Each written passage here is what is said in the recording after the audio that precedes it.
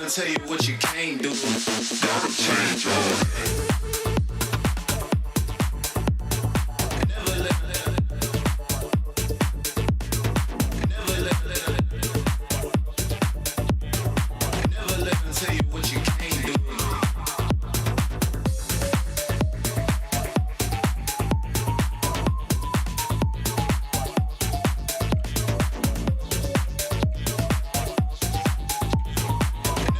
Tell you what you can't do, can't do, can't do.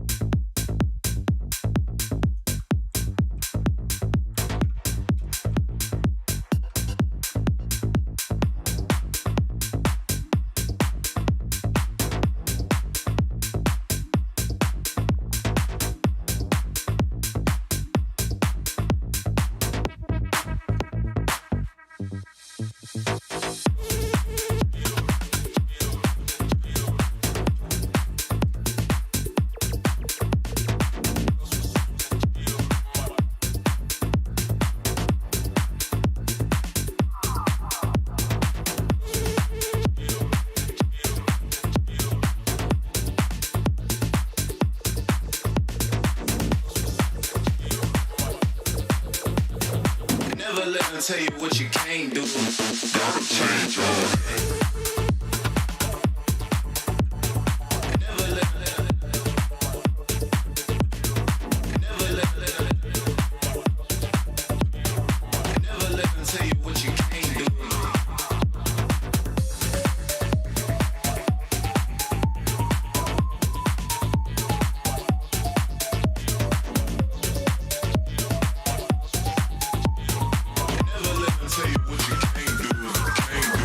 Can't do.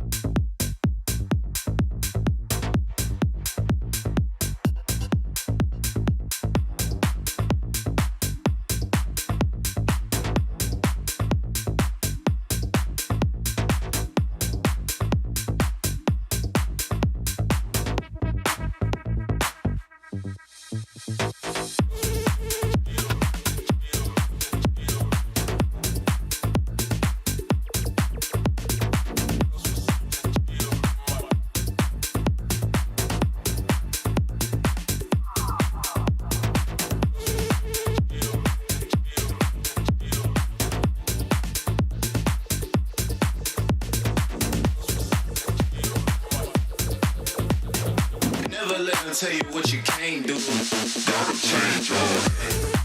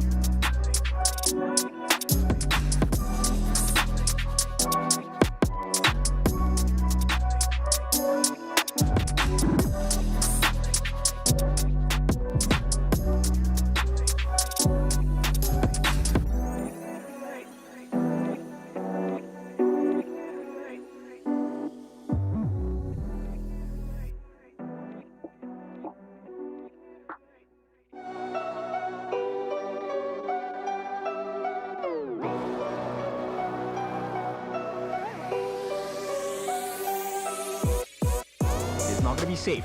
G1 ultimate going to be dropped on the side of City Boy, but here comes the kill. City Boy, the first one to fall in this fight as VP. They lay the damage in. Here comes the jump as well as Grizzly Q. He's looking for more. Jumping the backlines. The Organ Vex is going to back off, but it's 3 kills for the side of Virtus.pro, and this is a huge turnaround for them. 90 trying to chase on for the kill as well. Vex caught in no man's land at this point. All he needs to do is to run away. No power of passing. He will be taken down. Mid lane for themselves. Winter is coming to try and stop it. Yep, jumping in, catches one with that Tremor Smash as well, but it's all about Shanks. He gets the kill. Highland, complimentary as well. 3 down on the side of VP. This could be more. Vitality open up the map as they look for the kill. It is going to be the last standing member, Prince.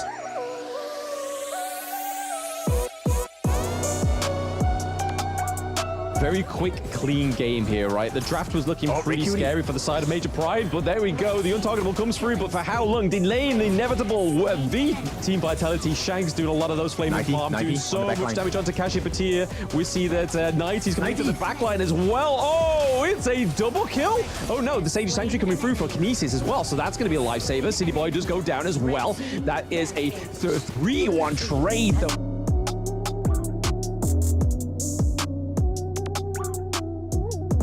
And we have Mac 6 slotted. Oh, look at the damage onto Red Cutie as well. Yes, the untargetable does come through, saving Red QT just for a little while, but that crystal is looking like it's going to open up any second now. Lane goes down thanks to the Hugh Juan, so Vex getting the kill on the board. That is a double kill going over to Mac attack, and we are getting a... Yeah, not quite, but there we go. It is the Tempest Dragon going over to Virtus.pro. All they have is just one more push between them. The total immunity comes through for Limsky, but it's not going to be enough now. Vex goes down as well, but at what cost is it going to be to Kashi Patir, who's going to be...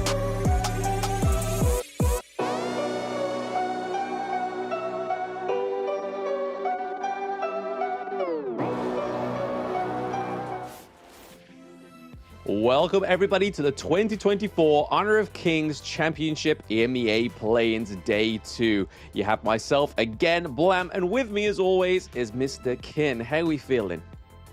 Feeling great. It's going to be the last day. This is the last chance. And boy, is it going to be exciting for tonight as well. Yes, I mean, we've got the same 3 teams as yesterday, so no surprise there. So if your favorites did play yesterday, you get a bit more flavor of these teams. And this was the standings that they finished with yesterday. So Vitality not dropping a single game. VP lost against Vitality, but took a 2-0 against MP. And unfortunately, someone always has to be there, right, Ken? MP at the bottom with 4 games lost. That's right. They have to take the L, and the L stands for learning at this point. Vitality, of course, at the top of the table. But that might change today if VP has their way. Virtus.pro will be the first one to put the foot forward, going up against Major Pride in the first match, after which they will have a decide of a match. They will go up against Vitality, try to take that win. And finally, we will end the day with Major Pride going up against Vitality for a last shot to maybe shake up that table. Yeah, I mean, there's a lot riding on that second match of the day, right? Like, if VP are able to take 2-0 from Vitality, that puts them into first position. If they take a 2-1 from Vitality, it still makes it very shaky. And then Vitality still have one more game to get their foot ahead. And so if they don't drop a single round from Major Pride, they will be obviously the winners. So again, a lot riding on that game. But first up is Virtus.pro against MP, and it's 3-0-5 Vex, Prince, Mac Attack, and Grizzly Q. Yep, what a team yesterday. They came back strong, and I expect a high performance, a high level of performance coming out from Virtus.pro today because, you know, tournament life on the line, you have to play at your best.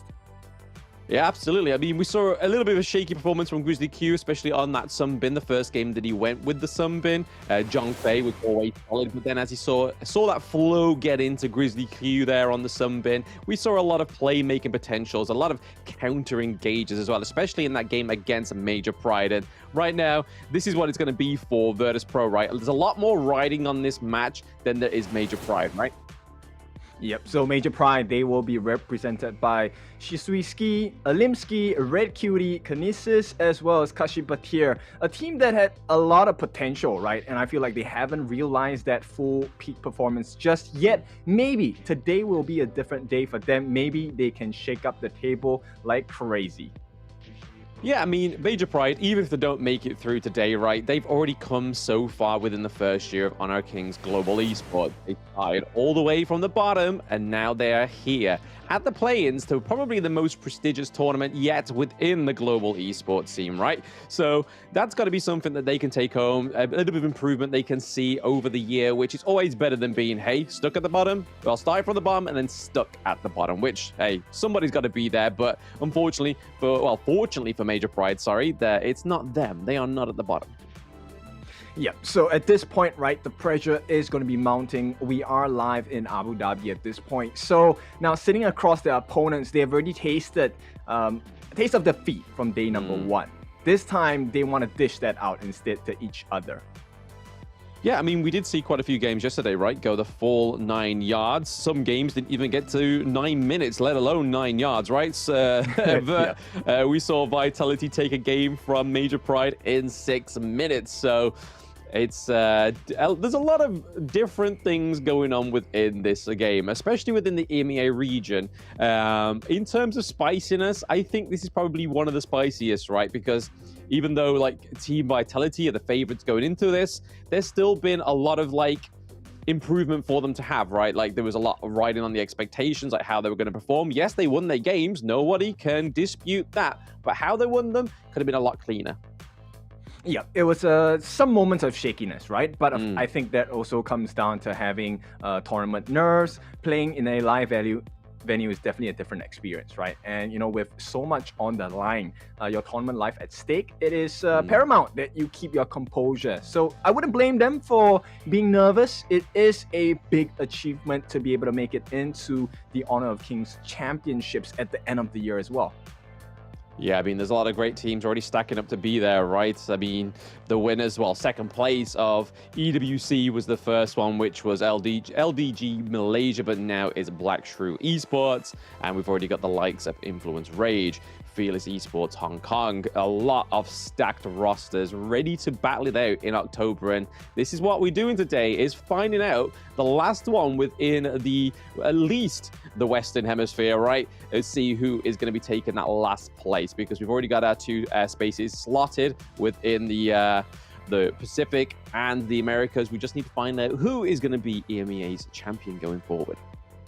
Yeah, this is a competition with pretty big swingers at this point, right? Heavy hitters across the stage. And I'm looking for an improvement, especially onto Alimski here. I think he didn't really showcase what he had in his inventories kit. So today, maybe it might be Alimski's day. And let's put it into perspective, right? If Major Pride destroy the competition today, we will have some tiebreakers for sure.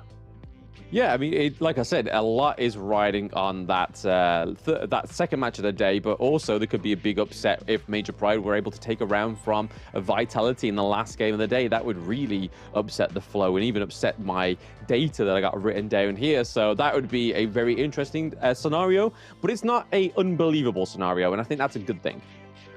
Yep, changing the upset to a setup, right? Actually, that will be what I'm interested to see. If there's any team that can do it, it has to be one of these 3, because we have seen the likes of the Pacific play-ins, we have seen the likes of America play-ins. It's been a pretty convincing win, right? Setting the stage for themselves as they approach this Honor of Kings Championships qualifying slot into group stages as well. But EMEA, it's kind of a guessing game at this point. But guess no longer. Let's go straight into the bans and picks. Yes, I mean, there was a lot of guessing yesterday within the bans and drafts, but the one thing that we were both very happy about is the fact that Virtus.pro did their homework about Alimski and that Jing pick, right? And they are going forward for today, taking the Jing out, taking the Masashi, and then over to the side of Major Pride, they take out the Mai Shiranui and Dolia. Not as aimed bans as the Jing and the Musashi. It does open up a lot of things like the Orgren, as well as the Lung and the Ali. Lung getting picked there, but those are studied and definitely focus picks for Alimski. Yeah, at this point, it's really closing as many options as you can on the other side, right? Because you know that with the proficiency on all the different players on both ends of the teams, you don't want to give them the best possible scenario. Yeah, absolutely. The Hue 1 coming through for Virtus.pro is just another big pick that we've been seeing, regardless of Open Series, regardless of the play-ins. And then followed up by Ali, Grizzly Q getting that Sunbin once more. But the Zhang Fei with the Lung is very, very good for Kashi Bhatia. We know that he can very much perform on the Zhang Fei. Locking in the Angela just in case they go for any more tanks on the side of Virtus.pro, because that's what their comp's missing, right? There's no real front line. Other than the Hue 1 that's able to sustain, they need a solid beater, but like somebody can take the blows, and they still have Orgren on the field, Kaiser, Dune as well. So Angela coming through as the anti-tank mage, I think is a good shout for Major Pride. Yeah, they need to be able to shred the life bars on the side of Virtus.pro, right? And that's a good pick for sure on the Angela. Now, Virtus.pro, they will take out the Menki from this game. A very huge tank with the bubbles as well. So Dream Bubbles, not only does it deal damage, it allows Menki to survive that much longer. And that really hurts the game on the side of Virtus.pro.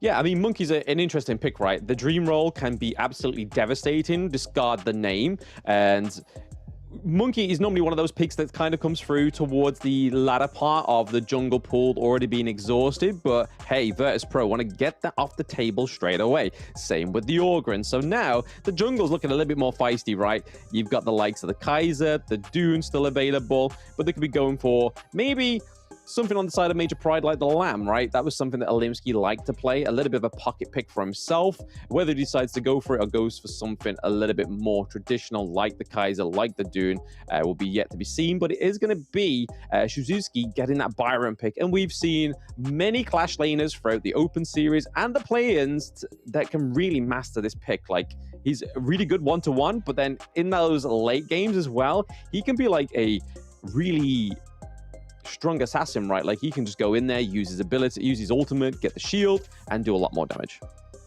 Yep, he's an overly buffed assassin, right? Coming in with the huge muscles as well. The electrifying charge as well as the storm strike, going to be very useful to catch off members like Mac, especially on the RLE. Yes, she does have the lift step, but she can't use it when she's being stunned. Now, Virtus.pro, they lock in the Elaine, they get the Princess Frost. I like it as well. It is a little mechanical for my taste, right? Princess Frost requires a lot of setup, but I love this coming out from Major Pride. They pick up the Luna, one of the most mobile heroes in the game, a counter towards this Princess Frost. Yes, Luna coming through, so a flashy jungle pick. We were waiting for it for the side of Major Pride to come through. So now we are going to wait to see how they do on the Gorge with it. Oh, for sure. Very concerned about the new moon, the crescent slices, the searing stabs. There's a lot of movesets available on the side of Luna, and I don't see anyone on the side of Virtus.pro that will offer enough control to deal with this Alimsky Luna at this point. Yeah, I mean, you got to just really hope that Prince is able to lay down those Winter is Coming, but then also you've got Grizzly Q that has those time lapses, right? So when the engage comes through, they can get the silence, and pretty much that's where Luna gets really effective, right? Is when everybody's come together, she's dashing around, doing a lot of damage. That's where I think Grizzly Q can come in and try and negate that. Yeah, the timing actually for the time flux as well as the time lapse is going to be really important for the side of Virtus.pro, because if you time it wrongly, that's essentially an open door for Alimsky to just jump onto your backlines and catch as many people as possible. So it's a risk. I think the Grizzly Q needs to be on point this game. Yeah, it puts a lot of pressure onto the support, right? We saw a few timed ultimates yesterday from many players, and it really shows that that can make the difference of a great engage or a disaster for your team when you know that the enemy team's like, we baited you successfully, and then they go in and they know there's no counter engage. So that's when they can just have a brawl and just a showdown with your team, right? Yeah, it's one of the cool things that actually I think Virtus.pro have already showcased yesterday, right? I like to point out 3005. He is such a strong player. His big plays have been phenomenal thus far over the first day. Yeah, so far so good, right? But we've got to wait and see how they can do in day two. Okay, Alimsky. Yep, nice poke, but the time flux reverses the damage here, and so Vex is totally fine at this point.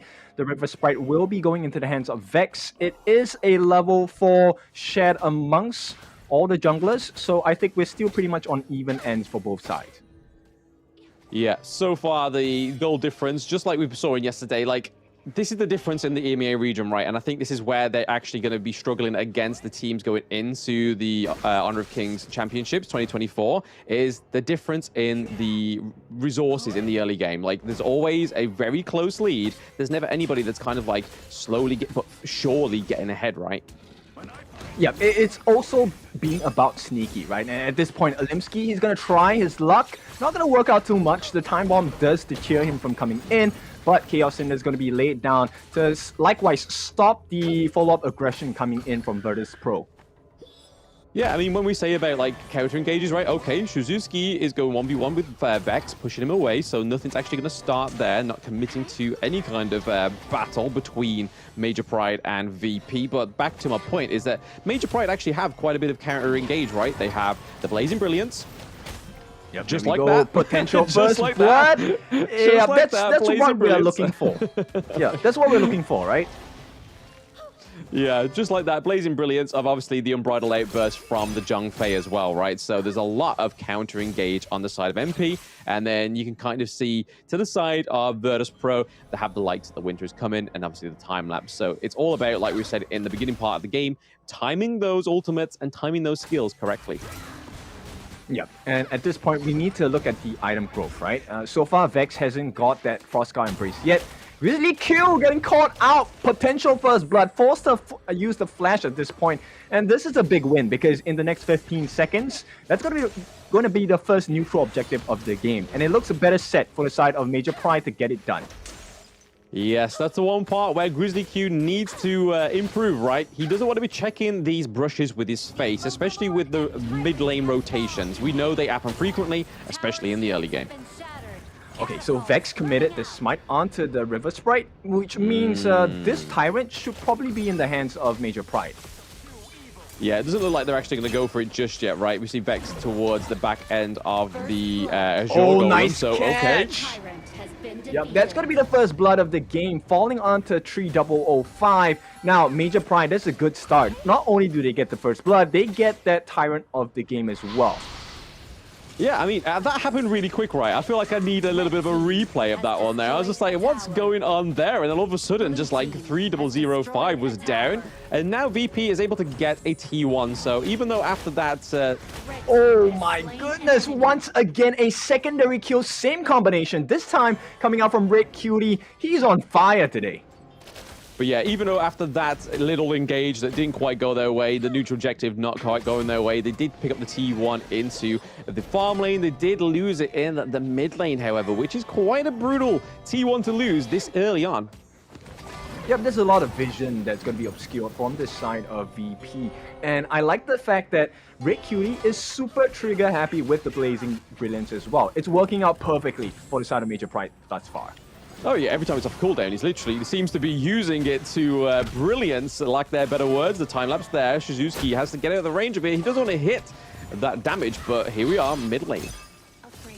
Yep, it's going to be a jump in. Alimsky catches two, will not overcommit at this point. Red Cutie does have the Blazing Brilliance. I think that's a marker we need to keep our eyes on, right? Every time Red Cutie has his ultimate, it's a risk for Virtus.pro. Yeah, I think that's hopefully something Virtus.pro will pick up on throughout the game, right? Or even throughout the series. They might not quite get it just yet, but every time he gets it, every time that Blazing Brilliance is up, oh, speaking of up, it is a lane. Yeah, it's going to be a short poke, right? At this point, Major Pride have decent map control, so you can see they're starting to pull Virtus.pro around the map, and it's not looking healthy at all on the side of VP. Yeah, not quite. We're seeing that Major Pride are ahead by about 1.3k gold, which towards that 6-minute mark is going to be something of an issue for Virtus Pride. If the night Virtus Pride, oh, that was a bit of a blend, Virtus.pro. But if VP are able to get a solid team fight in their favor, that could be easily flipped over. Yeah, but it's not going to happen until they have like a decent magic resistance or defense, right? Because at this point, Red Cutie is the one responsible for a lot of the pain. Oh yeah, plenty of pain, the Blazing Brilliance, but then also you've got the Luna as well. She's dealing pains. Kashi going in here, not quite committing enough, but VP Mac is looking to go in. Yep, they've exhausted their resources at this point. Kinesis is falling low, going to be forced to use the Dragon form here. Infinite Vastness committed. And this is going to be pressure coming in. Kashi Batir gets taken out. VP strike first in this part of the game. And at this point, the return kill comes in. Red Cutie lays down the pain. Blazing Brilliance as MP. Major Pride, they look to take back control. Yeah, I mean, that was a good way to get the Death on Sunset out of there, right? That Blazing Brilliance really helped Red QT, though. Yep, but Limsky on the backlines. They want to trade out the kills. Not going to happen. And it's overextension. A double kill. This time, VP have caught the mistakes. They take the lead once and for all. Yes, neutralizing the kill lead there is now 3-3 between these two teams. And hey, like I just said it a few moments ago, if VP are able to get that team fight, get those good trades within that team fight like they just did there, they've neutralized that gold lead very much closely there. They're not even a matter of like, now they're ahead. Now they take that T1. They're able to get ahead with the gold. Very well played by VP. Okay, so most of that came down to the mobility of the team, right? Kashi Batir, he just got his Radiance. I think that might set up a couple of changes in the way the interactions between the teams go. We kind of hope so, right? Kind of hope so, because they kind of need to do something now on the side of Major Pride. Blazing Brilliance comes through, but Prince does use the Splendor. Okay, so that's one ultimate down. This could be an opening that's good for the side of VP. Winter is here is going to be dropped. At this point, Mac attack happens. Not a lot of pain to talk about, but there is quite a bit of structural damage going on to Major Pride's mid lane. In the meantime, you can see Limsky, he's trying his best to get the Tyrant started. Yeah, that was a really nice play there by Olimsky, taking down a 3005 towards that next Tyrant. They do pick it up from themselves once more. So that is 2 Tyrants over to the side of Major Pride. And they're looking to take the Overlord on the side of VP. They kind of need it for these lane pushes. Yeah, they're going to lose the T1 on the bot side for the side of VP. But they took the Overlord buff. Is that a win or is that not a win for you? I mean, it gives over quite a lot of gold when your enemy team takes the Vanguards, though, right? So it's kind of like, I'm not too sure, because that's now going to kind of like nullify the lead, but okay, a Brighter Light Burst comes through. Death at Sunset, it's a quick one. They are unable to kill off Kinesis. They will start chasing onto Kashi Batir. He's going to just jump out of there. At this point, Grizzly Q unable to make a difference for the team. And looks like Major Pride will be able to walk away scot-free. In the meantime, they do expose the Azure Golem coming in. Blazing Brilliance is going to be dropped down. It is going to be stolen. And at this point, small wins across the map for VP. But Major Pride, they have taken so much damage onto that tier 2 on the bot. I think it's a big win for MP. Oh, absolutely right. VP did very well with that one. They did lose, obviously, their T1 into the bot lane. However, they did steal Azure Golem. And for those in the chat that don't know, Luna definitely relies on those Azure Golem buffs. That blue buff is very detrimental to Kit. Oh, Shisui is going to be taken down. It is a killing spree this time for Mac. It's the Mac attack. We've seen it from yesterday. They make a beeline on the side of VP to go for the Shadow Overlord. They're going to give away the Shadow Tyrant for the side of Major Pride. I don't think they're too concerned about it. Big trouble, though, for Major Pride. They have lost the T2 on the top. Yes, leaves that Clash lane wide open for the side of Major Pride. And in terms of the gold lead, they don't really have that privilege to let that go, right? Because if they were ahead with the gold, they could probably say, hey, yeah, let's let that T2 slip. But we could pick up some kills in the next team fight. Limsky catches a glimpse of 3 different members on the side of VP, will not allow it to be taken away. Mac actually gets the steal onto the Crimson Golem. This is going to open up the map for the side of Virtus.pro, putting pressure on that mid lane first. Yeah, they really want to try and secure this T1 in the mid lane, right? Because MP was able to do it very early on in the game. It's a detriment to the side of VP, and right now Blazing Brilliance comes through once more. Oh, Vex just playing with fire at this point. Gonna use the Unending Sorrow to move away from the status of the mid lane. They will try to put some pressure onto the bot lane as well. And all of a sudden, VP, they are in control of this game. It looks like it, right? They've done a very good job at bringing this back into their favor. In terms of the gold lead, the kills are pretty much neck and neck, which is a bit of a stark difference from yesterday, right? There was a lot of brawls, a lot of kills going down. But again, a big engage could be happening in the mid lane. Yep, it is Alimsky. He jumps into 3. Will not get the damage done though. Maybe getting caught out at the same time. They force Red Cutie back. Simple play by Mac there with the lift step, and all of a sudden, it's going to be disaster on the top lane as well. The Dragon does get a bit of damage on the T3 at the top lane, but as it stands now, Major Pride, they hang on. They're hanging on, and just like their T2, they're able to hang on to that as well, right? It's very low for their T2 into the farm lane, but a very well-played team fight for the side of Virtus.pro. Weren't able to pick up a kill, though, but they were able to gain a lot from that engage. Okay, it's not all doom and gloom at this point. If you take a look at what Kinesis has in his kit, he's pretty much close to his 5th item. A bunch of bursts from the Master Sword, Eternity Blade, also gets the physical pierce from the Starbreaker. So I think it's a decent and potential turnaround coming out from Major Pride.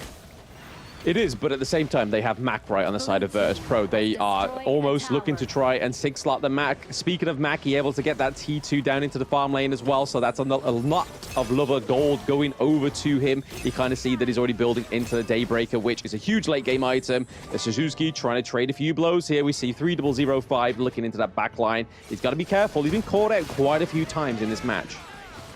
Yep, and you know, with the point about Mac, I don't think anyone can catch Mac at this point. And with that being said, he just completed the Daybreaker.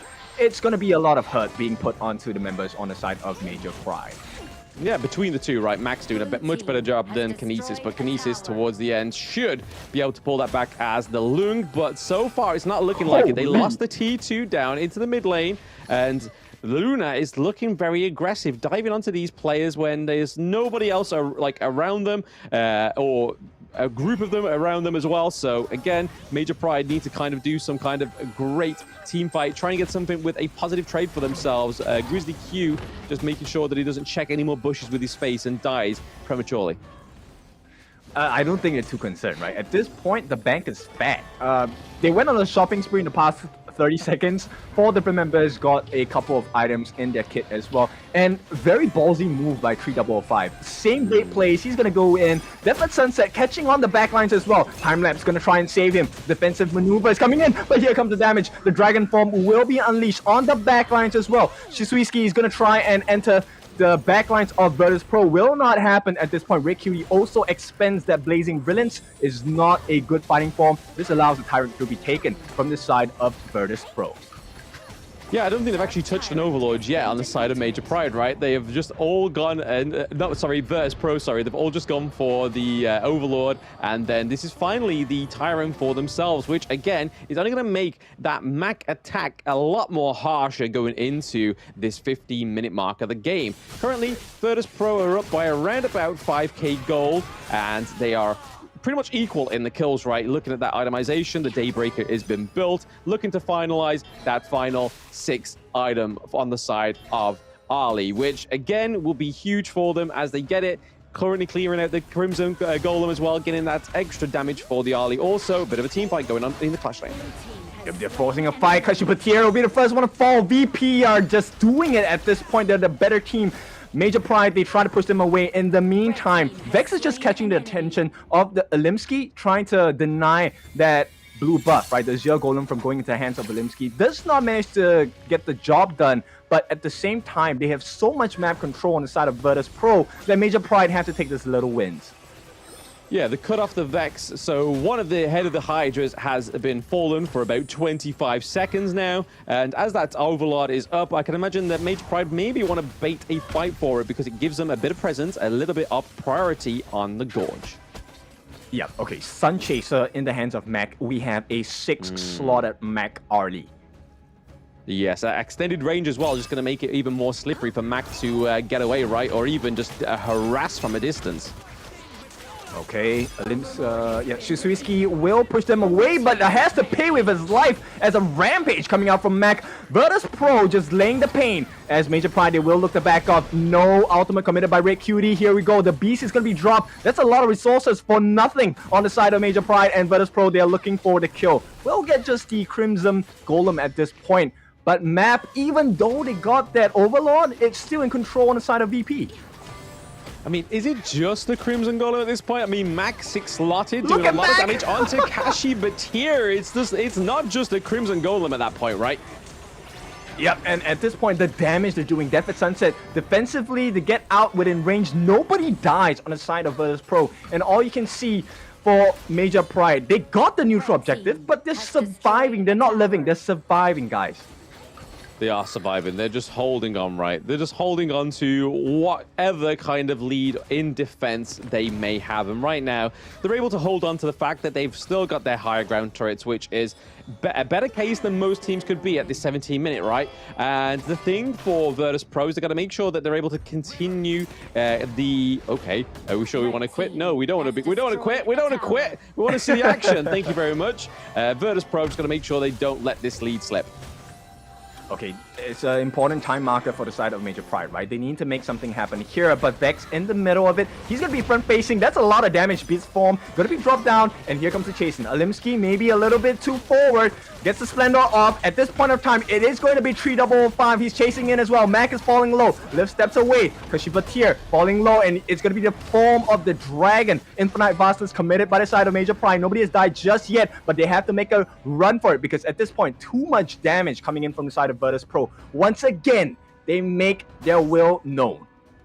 Yeah, I mean, that was a good pushback, right? If they allowed Major Pride to take that whole reins of that horse there within that team fight, it could have been a complete disaster for them because they still have, they had the Vanguards, they would have been able to clean out that top lane very easily. But they take the Tyrant for themselves, Virtus.pro once more getting that Shadow Tyrant into their objectives. But that really just helps the likes of Ali and obviously Vex doing a lot of damage as well, but that also helps Elaine just able to do that a little bit more damage when he goes into those backlines, as we've been seeing. 3-0-0-5 has been played into those backlines, just putting a little pressure, a little bit of a uh-oh moment on the side of Major Pride.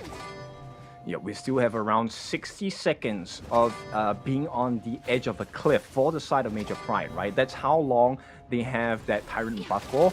And this could be an opening if VP gets the stun or the setup of their life. Alimsky tries to dive in. It's a return blow. It is going to be Rick Cutie. Burns out the Blazing Brilliance. He's going to be dead. Mac with the last hit of that fight as well. In the meantime, mid T3 going to be committed and taken away. Virtus.pro, they get the first strike in this fight. A double kill as Mac makes the pain an insta-kill in fact. Ooh. And it's going to be Kashibatir taken out for a triple. VP will not be stopped. They're just too strong at this moment.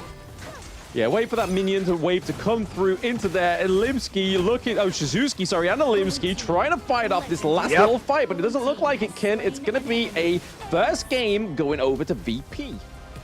Yep, in control, in just full force on the side of Virtus.pro. What a game. It was a little shaky at the start, but Virtus.pro closed it. Yes, they did close that one very well, right? I mean, there was a part in that game where it kind of looked like it was going to be Major Pride having the early game and hopefully trying to just maintain it for themselves into that mid to late game. But then Virtus.pro came out of nowhere with that great fight under one of the I think it was the T1 and T2 up into the clash lane. And after that point, there was no real stopping for Virtus.pro. They managed to just maintain the lead, which is a good performance from them. Actually been able to finish off that game one on that 20-minute mark, which really shows that they may be up for a fight when they go against Team Vitality next. Yeah, it did look a little lost for the side of Major Pride, but let's take a look at Virtus.pro. My goodness, Prince, what a game! Even as a Princess Frost, 007, the true James Bond of this team at this point. And once again, Mac attack 803, Destiny, Eternity Blade, Daybreaker, Sun Chaser, Shadow Ripper, as well as the Doomsday. Just ignoring the need for boots at this point, he went all in, and boy, did it work out. Yeah, it worked out very well, right? I mean, he was able to get that itemization up all the way, trading the boots to get a little bit more damage. It's not like he needed it, right? He just needed to probably position a little bit better in terms of those team fights, allow Limsky to fall, allow Shizuki to fall. But as you can see there, that 190k damage dealt by Mac is huge. Nobody else on the team getting close to him, and nobody ever getting close to him on the side of MP as well. Yep, it's close to 40% of the hero's damage on the side of Virtus.pro. This is a big number. And considering the fact that, you know, it was a bit risky for the side of Virtus.pro at the start of the game, what a comeback, man. Oh, huge, huge. I think it pays dividends to Vex as well, right? The Shu 1 pick is always seeming to be a blue side priority, and you can kind of see why. Because you're able to just have so much sustain, you're able to go untargetable, so you can make a even more greater engage, right? The fact that you're untargetable means that you can kind of bait those abilities to come through to you, deal a lot of damage, and that's what we're going to see in this highlight, right? Is a lot of Vex, a lot of Mac, and plenty of 3005 going into those backlines, getting caught up a little bit more than I would like, but hey, they're able to take the victory. Yeah, and you will see this situation where Red Cutie was always able to throw down that line of flames, right, with the Blazing Brilliance, never really appeared towards the later parts of the game. And it feels like VP, they're really quick in learning. Yeah, I mean, they have to, right? They kind of, in the play-ins, they need to make the most of this day too, because they still have a chance to try and win the play-ins, right? It's not like when we saw the Americas one that it was pretty much solidified after the first game, but this time around it's not. The first game means that they get an extra little kick into it. It also means they get to warm up. It also means that they have 2 more extra points if we're going to be very charitable to the side of VP going into that next best of 3 against Team Vitality. But the MVP of this one is definitely got to be Mac, right? If anybody else chose a different MVP, I would think it's been stolen, it's been rigged, but no, it's Mac with 190k damage, the 8 kills to 0 deaths as well, and then obviously the resources that this guy managed to get within the entire match was actually commendable. Yeah, so that's the dish of the day, the mac and cheese. Boy, VP are eating at this point. That was a stellar performance coming out from Mac, and nothing less that I expect of him after his performance from day 1, right? So now we know that VP, they're on the ball today. Let's see if Major Pride can come back, potentially put them to a tie in scores. But before we find out about that, it's time for us to go for a break, and we'll see you back for game number 2.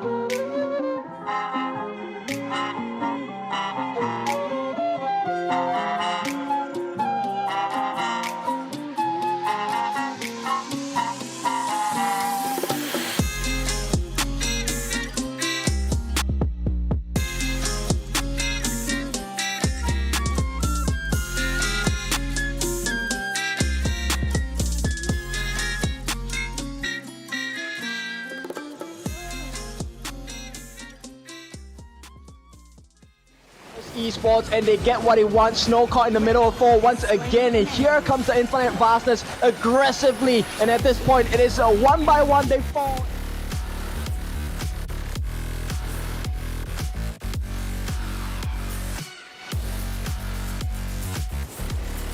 duel to death. He kills Kakarot right away. He wants to go for more. He's chasing after them with the Nine of us jumps in once again, will not survive the fight. A Vanguard shoots, they fall, and it's influence of rage. So okay, caught in the middle of 4-5 is all of Fearless Esports, and they get what they want. Snow caught in the middle. Side of Chaos, and down goes the John Fei. So there is the backbone. We could still see a steal here. Who's it going to go over to? It does go over to the side.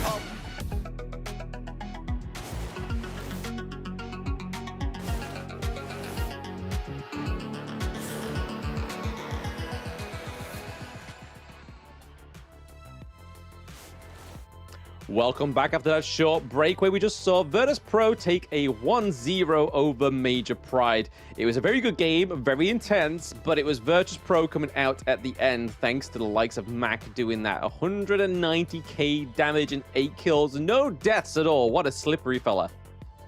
Oh yeah, for sure. So at this point, VP have secured themselves as the favorites to take this game. But of course, Major Pride looking to pull off an upset and shake up the points in the table as well.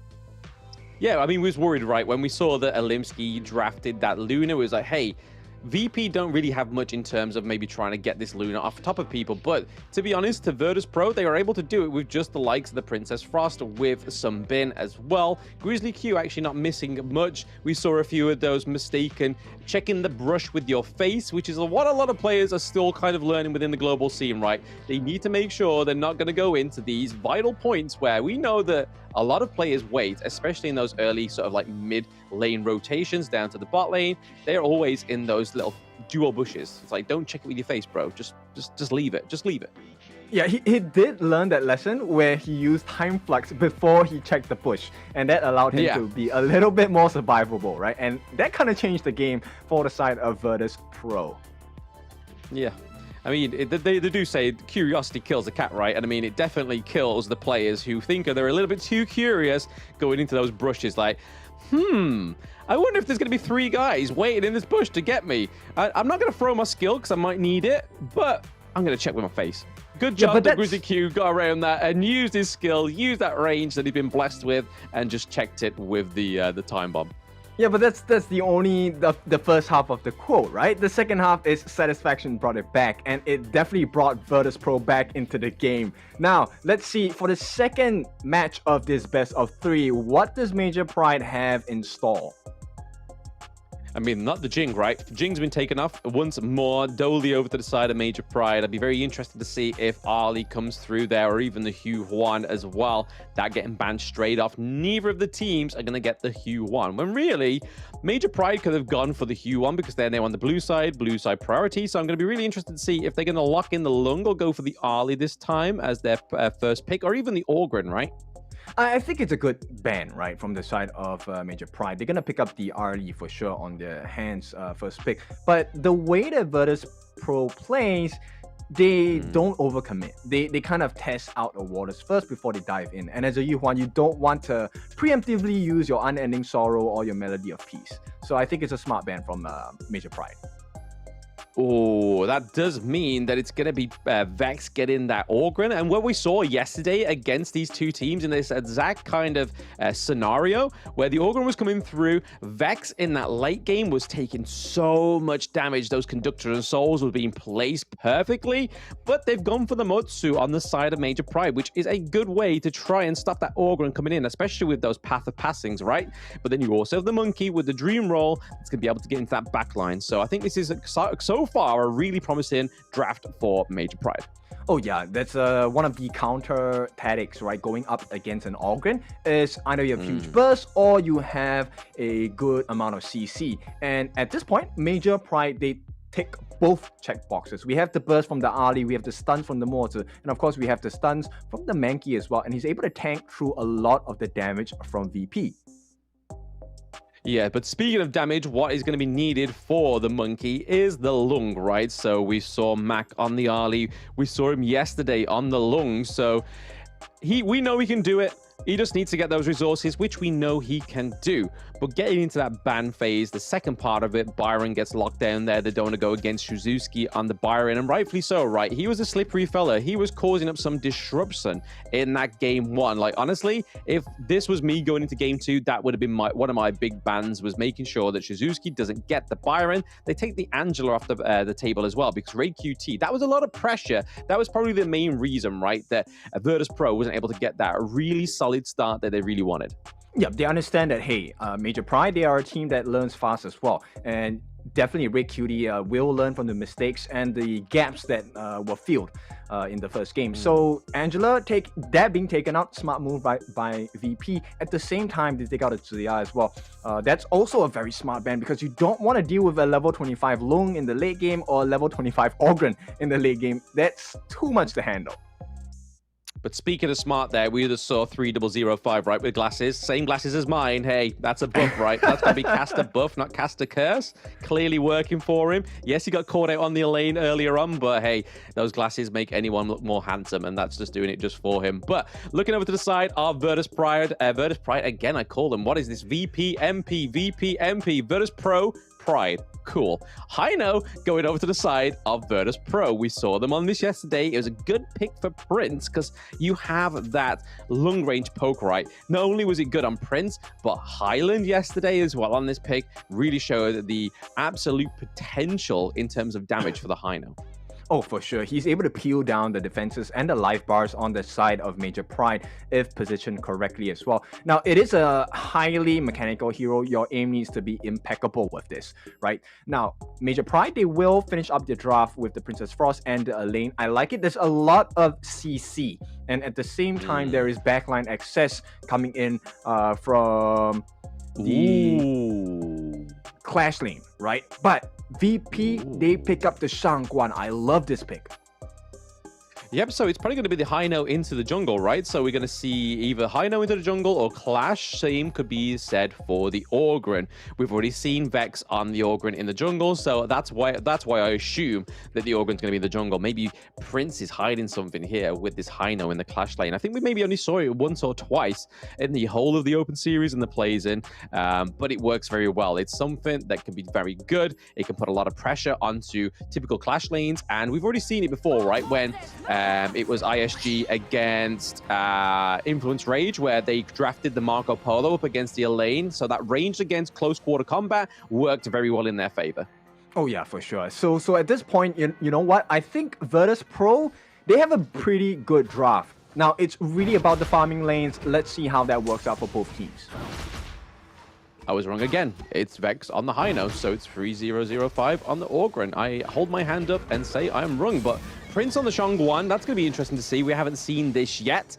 So a lot of burst damage, like you said, Kin. So going on to the likes of the Princess Frost, trying to get that winter to not ever come is going to be the final stroke for Shangguan. Yeah, but it plays really well into the play style of Virtus.pro, right? Virtus.pro, they are a team that likes to poke and prod and only stepping in when there's a clear victory on the cards.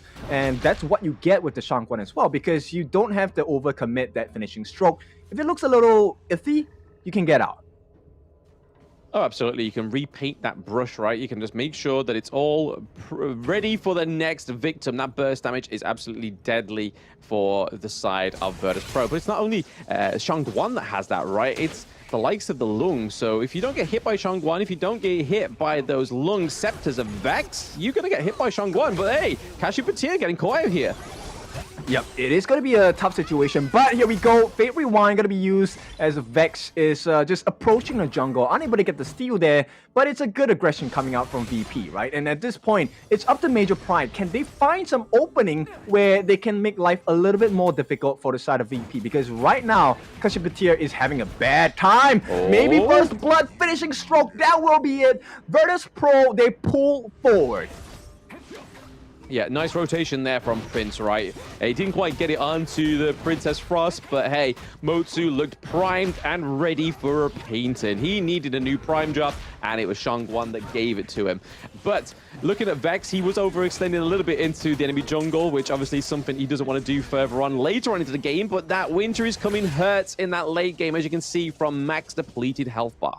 Yeah, that's why Grizzly Q takes up that Zhang Fei, right? That Leaping Savior, going to be definitely the saving grace for the side of VP if things go awry. But at the same time, 3005, I think he has been a very consistent player, very strong as well. And yeah, that's the first blood of the game. This is why Shangguan is so scary, especially when you give her the lead. Yeah, I mean, we saw it with Highland yesterday, so it's only right that we kind of see if VP can play it, VP Prince can play it just as well as Highland, but didn't quite get the first blood as a double kill, but hey, he got the first blood right, so that's something.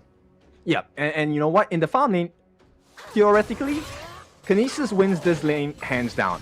And so far, it's been a difficult position simply because of how Grizzly Q is supporting his farm laner. Yeah, it is a hard position, right? It's just not quite working the way that they want it to. But already we're seeing that the gold lead is going in favor of Virtus.pro because they're able to get that first blood. But it's also up to the motives of that farm, right? They were able to get it very well. It's been a very clear jungle clear for them. 305 trying to teleport out, but Shizuki's like, access denied. Yep, they want to force this T1 on the bot as well. Looks like they will get it as well. At the meantime, Vex is falling a bit low. Gonna use the Fate Rewind here. Gonna be back to safety at this point. As Virtus.pro, once again, they make the jungle their own from the side of Major Pride. Yeah, literally just trying to just gain any parts of the enemy jungle that they can, which is just showing true dominance, right? We saw it with Influence Rage, but hey, bit of a that's a lot of damage! It is going to be a kill. This time it's a Red Cutie who falls out of hands on the side of 3005. A perfect beast form from that Unbridled Outburst, which means first Tyrant of the game going to go into the hands of Virtus.pro. Yeah, that was a beautiful path of passing, right? Really just opening up that kill, which is what you're meant to do when paths are laid down. It's meant to be an access to something. And for Zero's VP, it was an access into that mid lane to get that kill. Kashipatia, though. Oh, that's a huge kill. And this time he goes into the hands of Grizzly Q. It's not a kill steal, it's a kill secure as they look to pressure that Azure Golem as well. VP just running rampant throughout the map as well. Meteor Q going to be committed. And it's going to be a flash. 3005 makes it out safely. Does not have the Conductor of Souls, but it's fine. And at this point, Major Pride, they're just losing map control all over the place. Yeah, I mean, you can see Vex right now that thanks to they opened up that T1 into the farm lane, able to have that Crimson Golem for himself as well, just an extra little bit of damage. And then 305, we see that he's trying to put some pressure into this bot lane. So macro for the side of VP looking a lot better. Curious about this, Alimsky takes up the Crimson Reaper. This is the first time I've ever seen such an item on a Mankey. Yeah, no, I mean, I see it in my ranked games. I don't rarely see it in my competitive games that I cast, but hey, Dream Roll. Yep, it is going to catch out the Dragon, so the Dragon takes to the skies, and Mac is going to make it out safely. At the same time, the stun comes in. Prince lays down the finishing stroke. They kind of avert the aggression coming in from the side of Major Pride. And Virtus.pro, once again, they maintain control. And Major Pride, the doors shut once again. Yeah, interesting that he does go for the Shadow Ripper, right? And the attack speed boot. So we're going to be seeing a very aggressive Monkey on the field, especially when those Dream Rolls hit differently. But already on the side of Virtus.pro, up by 2.2k. And we see that 3005 is not going to let down that pressure into the farm lane, just clearing the lane, making sure our lane's stuck down there, while we see that Virtus.pro is probably potentially looking at setting up maybe an Overlord here for themselves. Yeah, I'm still trying to, wrap my head around what's happening here for the side of Alimsky's build, but at the same time, VP have other ideas. They're going to jump in and try to get that. It is going to be the Azure Golem as Alimsky in his own jungle. There is no safe place. VP, 4 kills, they take the lead. Yeah, I mean, he dream rolled, right? But he got, like, completely rolled by the side of VP. Having that presence into their enemy jungle just makes them even more fierce. Hey, the winter is coming, though. Conductor, so it's not going to be available for the side of 3005. He gets his life, but the mid T1 is still under pressure. And at this point, they will successfully push them off. So, Major Pride, small wins. Yeah, a little bit of an error there with the cannon blast. Hits the minions, but not quite hitting Shangguan, which was the real target, right? She looked very low. It would have been prime for Elaine to be able to get on top of the Shangguan and take the kill. But right now, Cassiopeia taking a lot of blows here, but okay, Shangguan. Oh, it's going to be the finishing stroke coming in, but here comes the Death at Sunset. This is a big turnaround. Ooh. It's going to be Alimsky. He gets the kill as well. Prince and Mac take the fall as Major Pride, they're looking for an opening. Can they get more? Shisuiski not going to be able to get the kill as Vex pushes him away. But Major Pride, that was a consolation prize along with the T1 at the top. Yeah, very nice play there by Kinesis, but he may get caught out here by 0303. Okay, the Parasol is not going to save you. He's able to get that movement speed thanks to the Path of Passing. And 3005 picking up another kill for Virtus.pro. Oh, Vex, he's going to commit it. He's not going to survive for long. The Cannon Blast comes in as well. Vex is running for his life. He's really low. Where is that finishing blow? It's not going to come in. Major Pride missed the mark here as it looks like VP once again extending this map control in their favor. Extending the map of control, but you see 3005 is able to push those minions to that T1 into the clash lane. They may be able to secure it for him. Who knows? But he does TP down to the farm lane to just try and stop Shizuki getting another T1 in that side lane. Right now, VP once more looking to make the enemy jungle their own. Yep, they're just that much stronger on the side of VP. They're looking for another fight before they start on the second Tyrant of the game. 8.5 minutes in. This is the final one before the Shadow versions come out. And at this point, Ominous Premonition going into the hands of Vex, and he is going to be on the backlines as well. 3005 uses the Conductor of Souls, will not be able to survive for long, but here comes the damage in as well. Mac, he's on his own. Vex is trying to lay the pain down as well. Here comes Grizzly Q with the Beast Form, but there's too much damage, and the killing spree comes out for the side of Shisuiski, and this could be the turnaround they've been looking for. Major Pride, they pushed them away, but at this point of time, is it good enough? I mean, it depends on what they're doing right now after taking 2 kills from the side of Virtus.pro, right? It looks like they're going to clear that T1 down into the farm lane, which rightfully so. Just gives them and opens up their enemy jungle a little bit more. Just gives them a little bit of a second thought when they try and invade into the enemy jungle. It's like, hey, are they in our jungle or are they in their own jungle? They've got to now think about those things, which they didn't have to previously going into that 8-minute mark before. So again, it puts a lot of pressure onto the side of VP. Let's see what it does.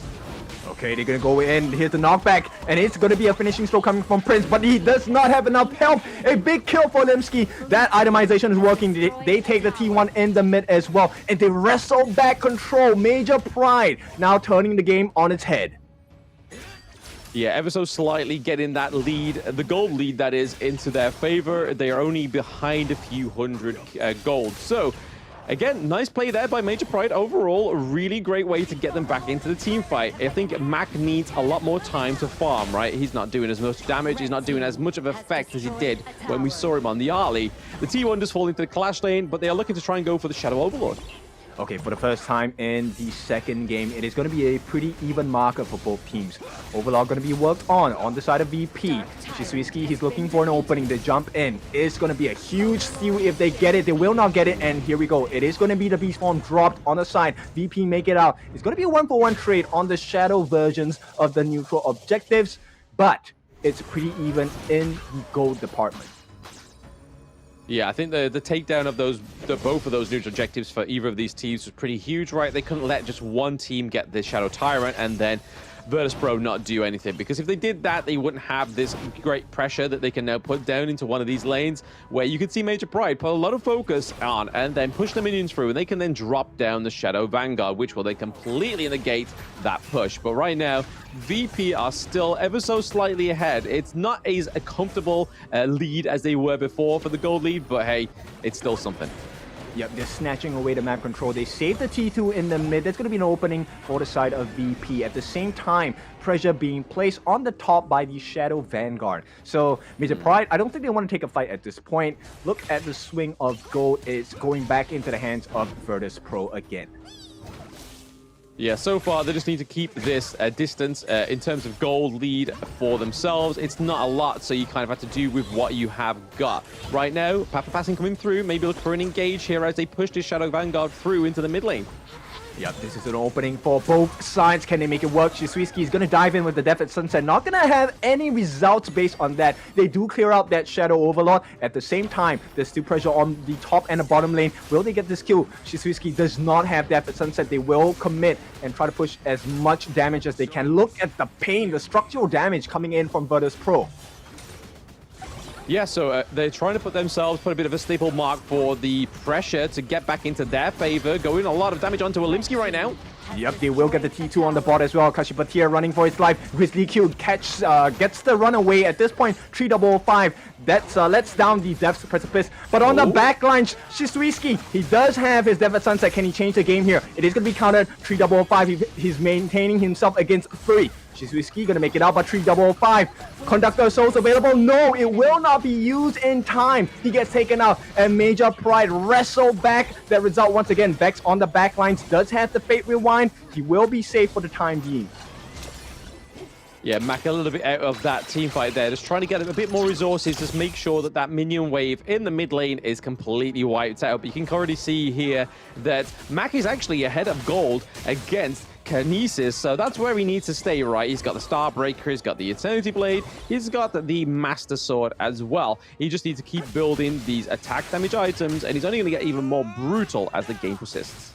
Yep, of course, with that being said, Siege Breaker going to be the next item of choice, right? But right here, the Dream Worm going to be committed. Olimsky is so pain as the Mac is falling less than half his health. At this point, Vex still gets that Crimson Golem into his hands, but Kinesis jumps in with the lift step as well, going to just slowly make it out.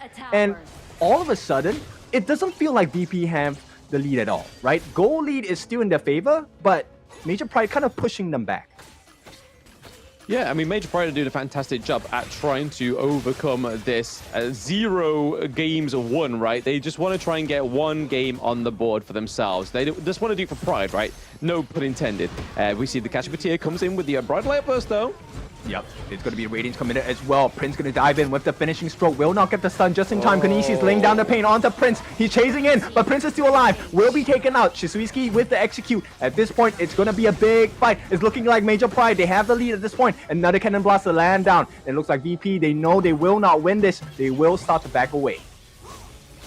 Yeah, Kashipatai is really hitting these Cannon Blasts very well onto the lung, right? He's waiting for the Infinite Vastness to be put back down, and then literally just lays the Cannon Blast in the vicinity that stops Mac doing any more damage than he can do, right? So when he comes down, that buff is on the Dragon form, but hey, he's still going into the enemy jungle. Is MP. Yep. Vex is going to get caught. Fate Rewind going to be laid down, but there's no more damage coming in. He will not be surviving. It's a killing spree. Olimsky does it all for the team as Major Pride, they're snatching their way back into the game. Snatching indeed. They're ahead of the gold now, so this is all they need to do is just maintain this pressure for the side of Major Pride, looking to get the Crimson Golem for themselves. They're now helping themselves to their enemy's jungle, which is a little bit of a same telltale as what happened with Virtus.pro in the early game. How are they doing it? Olimsky is not just tanking, he's laying down the pain as well. I mean, the Pure Sky seems to be really working out for him so far. Yeah, it just negates that fatal damage, right? So it's working well. Why not build it this way? He's got the Sage's Sanctuary as well, so he's got double life. That Dream Roll can be even more aggressive. Okay, they lay down the beast at this point, but 3005 gets caught up, instantly deleted. Major Pride, they open up the doors onto the base on the side of VP. They crack the base. T3 on the top, going to be falling low. At this point, the pounce is going to be used by Grizzly Q just to get away. And MP, they got what they came for. They're going to get out. Yeah, I'm starting to have less confidence in this Shangguan pick right now, because obviously it was a good opener in this best of 3 going into game 2, but ever since then, Major Pride know how to counter it, right? They're always clumping together when she uses final stroke, so the burst damage doesn't quite hit the way she wants it to, and then all of a sudden they're able to take her off the gorge completely by taking Prince down, and then from that point, it's at a handicap. Yep, you can see Major Pride just having a lot of control. Once again, the stuns are working out perfectly for the side of MP. And not only do they get the pressure on, they steal away that Azure Golem as well. Olimsky, he's just going to stand here. He doesn't care. MP having a decent lead. Very decent lead. I mean, with these Vanguards, they could look to close the game out, right? All they need to do is have a very solid team fight into the Crystal boundaries. Right now that you can see that the Vanguard's into the Clash lane as well. Shizuki trying to push this, trying to get it into the Crystal's area. But right now, it looks like they're just going to try and take these high ground turrets as well. These last standing high ground turrets to fall for Virtus.pro. Yep, this T3 really big importance for the side of VP. They're going to try and push them away. At this point, they get caught out. Vex is falling low. Leaping Saber going to be committed as well. Kashipatir, he gets caught out. It's going to be a kill onto Kinesis. There's no more damage coming out from the side of MP. They have to back off. And VP, not only do they defend, they make it work. They get a kill. Yeah, I mean, that's a lot of damage for the side of Major Pride gone, right? When they take out Kinesis, the Ali, they don't have much damage in terms of the rest of their team comp. Now, they are able to try and push back here. VP, this is probably the only lifeline they've got. Vanessrod going in, but Kashipatir is there nearby. It's going to completely negate it. Perfect synergy. That's what you're looking for in a roam, right? Kashipatir just tanking it up for the team, and boy, he has a lot of shields to play with. Yes, a lot of shields to play with right now, but hey, this game's so back and forth, right? We're actually getting into the 18-minute mark, so Virtus.pro, you can kind of see what they're going to try and do here is just maybe just try and get a lead going into the Tempest Dragon and see if they can fight for it. But right now, maybe a fight in the mid lane as they're pushing this T2. Yeah, what's really impressive on the side of Major Pride is the ability to protect Red Cutie. He has not been at risk, but Alimsky, Sage's Sanctuary, first life gone. Can he get the kill here? It is going to be the Destiny that saves him, but a shutdown comes in. Mac gets the kill, Mac attack, but it's a godlike play from Chisuiski. He's on the mid side as well, one-on-one against Vex. But on the back lines as well, Conductor Soul could be late in. Kashipatir, he's tanking it up, but it's not going to be enough. Mac is still alive, he's laying down the pain. Blood Rage will be taken away as Virtus.pro set the stage for themselves. They take a big win. Yeah, that was a huge team fight that they needed, right, getting into this game too, because it looked to a certain point there where Major Pride could have taken it from them. Right now, they still have a chance too. They are chasing on the run is Red Cutie. He has nobody else to soak that damage with him. 305 is able to get in, but Prince securing the kill. Looks like they're going to go for the Tyrant, however, just before they try and get any more pushes on these lanes. Because you can kind of see, right, the minions aren't in the right place. Virtus.pro need to do anything that they can get to make these next team fights a little easier for them. Yeah, I like this strategy here, right? We know we're not going for the Tempest Dragon anytime soon. Let's break the base. We need to find that chink in the armor on the side of Major Pride. So VP, they need to put as much pressure as possible at this point. Leap of Fate going to be used by Vex, and it's just map control because VP, they need to find a suitable opening. Suitable opening indeed. We see that Shizuki was trying to push this bot lane as well. We can see Alimsky and Kashipatir and Kinesis all rocking around here as well. Red QT's just come off cooldown. They're going to take a bit of an engage here. Kinesis doing a lot of damage though. Yep, onto Vex though, so it doesn't really matter because he does have that Fate Rewind. It's not going to be too big of a bother to the side on Virtus.pro, right? But advantage I will give it to Major Pride at this point because when the dust settles, you have an advantage in the top lane. Yeah, I mean, they have the empowered minions, right? So that's always going to be a bit of an issue when it comes to considering trying to take this Tempest Dragon. But speaking of, just spawned on the field. We're into that 20 minutes and 15-second mark now. Virtus.pro, Bro, and Major Pride may be going for the final play. Yep, Grizzly Q, he's looking for an opening here.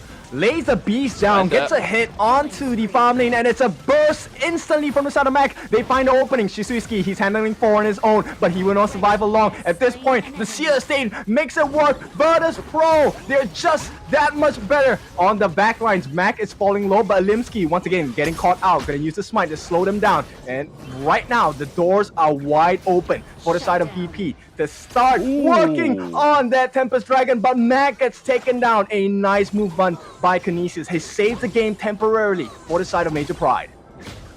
Yeah, Kinesis came through with that Sun Chaser, right? We saw towards the end they were able to bait Mac into it. Mac has now built the Sage's Sanctuary as well, so hey, you can kind of see that Alimsky here is maybe wanting to bait this fight around the Tempest Dragon, but they still have Kinesis. They really need Mac into this, right, to deal that damage. Oh, there's a lot of pain. Kinesis, he's laying down the hurt onto 3055. He does have the Sage's Sanctuary, so it's not too big of a concern at this point. Grizzly Q, he needs to have that beast form, right? Unbridled Outburst is going to be huge in trying to secure the steal for the team, but his passive is not enough. It's not up yet. Yeah, not quite just up as yet, but hey, that Tempest Dragon is going down pretty low. They're going to need to do something to try and steal it. Oh, they don't get it. It is going to be a fight. Yeah, it's going to be a huge turnaround with the Tempest buff. They're going for the kills as well. First life ball are gone for the side of Vex. He will be taken out as well. And Prince the next to fall. And at this point, Vex, he's running for his life. Will not be able to survive. Fate Rewind, not enough health. And Major Pride, they forced their way into the hearts of Virtus.pro. And they're looking for the win. Dragon Form, he is going to take this to the skies. At this point, not enough damage. Trying to clear the wave. First life gone. On the side of 3055. Not enough damage. Not enough time. It is going to be Major Pride. They wrestle the game back and they take game number 2.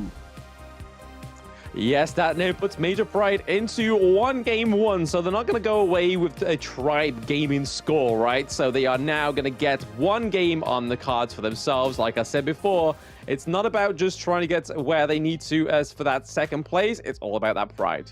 Yep, you can never count them out. What a game from Major Pride. Kinesis just making it work, and I like the rotations by Olimsky.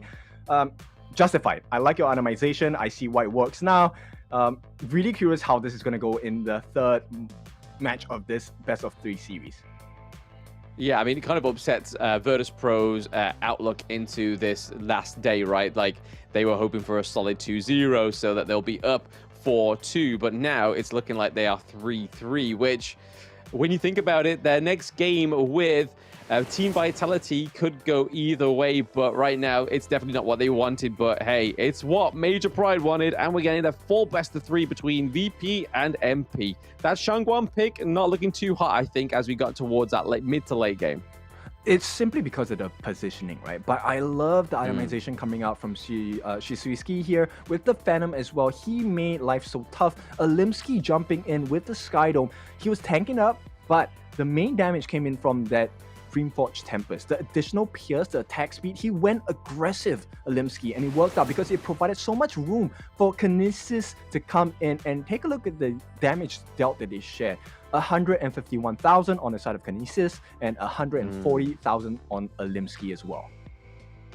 Yeah, I mean, that damage build really came through there for the Monkey. But looking over to the side of VP, not as a great damage dealt by Mac this time around. Still over the 100k, so you got to give it to him. Same with Prince, same with Vex. So there's a lot of damage from the side of VP, but it's just how they kind of lost it in that mid game, right? That's really where the spanner was thrown into the race for the side of VP. But you can kind of see here with that gold graph that it says exactly what it backs up what I'm saying, right? You can see a solid lead for VP for most of it, then that dip into blue, and then that's it. It goes into Major Pride territory.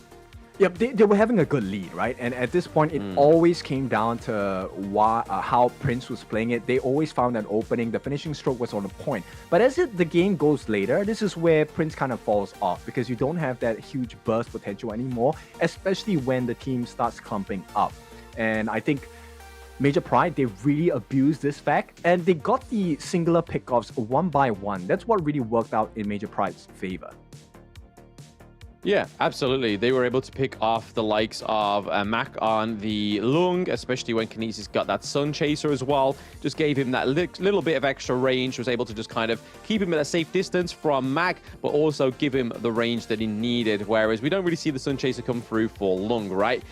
We saw that most times out of 10, in that early and mid game, that when Mac was using the Infinite Vastness, that Kashivatir was always calculated with those cannon blasts as he landed. Whereas towards the end, Mac decided that he was able to try and use it to get out of the range of those cannon blasts. And I think it was just a little bit too late at that point, a little bit too many falls for the side of Virtus.pro. And here we have the MVP of the game, Olimsky with the Menki here, 140.2 thousand damage. He was one of the core reasons why they won that last smite of the game, just at the playing it to a T, right? Nobody on the side of Virtus.pro was able to get the smite off, even when they had 2. Absolutely. I mean, the monkey pick was great. We've always seen it do wonders, especially with the dream roll. But like we saw towards the beginning part of the game, where he first built the Shadow Ripper, went for the attack speed boots, we knew that we were in for an Olimsky treat, right? He was basically saying, hey, look, guys, I'm sick of being second best. I want to be the carry. And with these stats, he really achieved that status. Yeah. Now, this is going to achieve two things. Number one, it's gonna make VP a little bit scared, but more importantly, secondly, Vitality might be quaking in their boots as well, because Major Pride, they have the standard. They do have the standard. They have the potential. They've taken a round off Virtus.pro, which they didn't manage to do yesterday, and they could do the same for Team Vitality. So that could still make things a little even for the end of this day too. But that was a great game, guys. We are going to be going into a game 3, so we're going to take a quick break before then. So don't go anywhere, chat. We'll see you soon.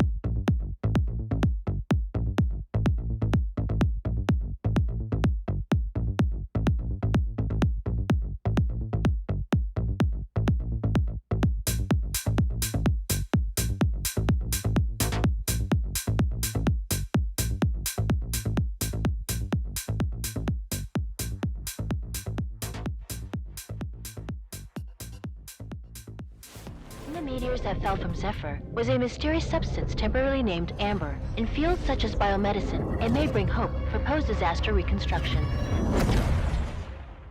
The possibility that they're still alive is practically zero. This is our only chance to save them.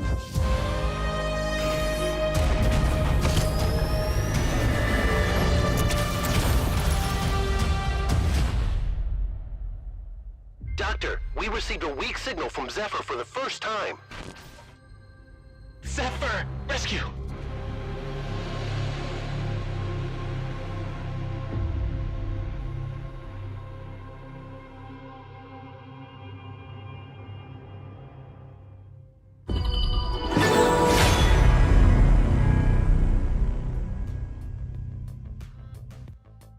Welcome back, everybody. After that little bit of an upset there for Virtus.pro, not quite getting that 2-0 I think they were hoping for there, but Major Pride finally getting a win in a game. Yeah, it's a big result, right? And it really makes today really exciting because we want to take a look at the possibility that Vitality, this lead doesn't seem so strong all of a sudden. Yeah, no, you can only hope that they're going to go through stronger and try and take the 2-0 for themselves. But hey, anything can happen, right? No game yesterday, other than that 6-minute finish, was completely dominant. I feel like that it could go either way for any of these three teams. That's right. So we are going to go into the last game of this series, and I cannot explain to you how much I am quaking at this point because it really could go either way.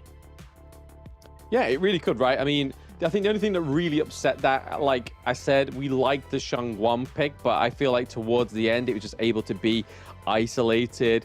They countered it very easily on the side of Major Pride. So it's kind of like they went for a pick that they weren't that comfortable with, but they were hoping to be like shining on it. But then Alimsky turns around, completely throws off Monkey's itemization and goes for the attack damage, the attack speed, and does it fantastically. But the Jing, Masashi, Huan, and Mai Shiranui being banned out once more. Ooh, a shakeup. This is going to be a very different style of draft coming out from Virtus.pro. They're going to take up the Dolia first, so we could expect maybe the Shangguan coming back into play again.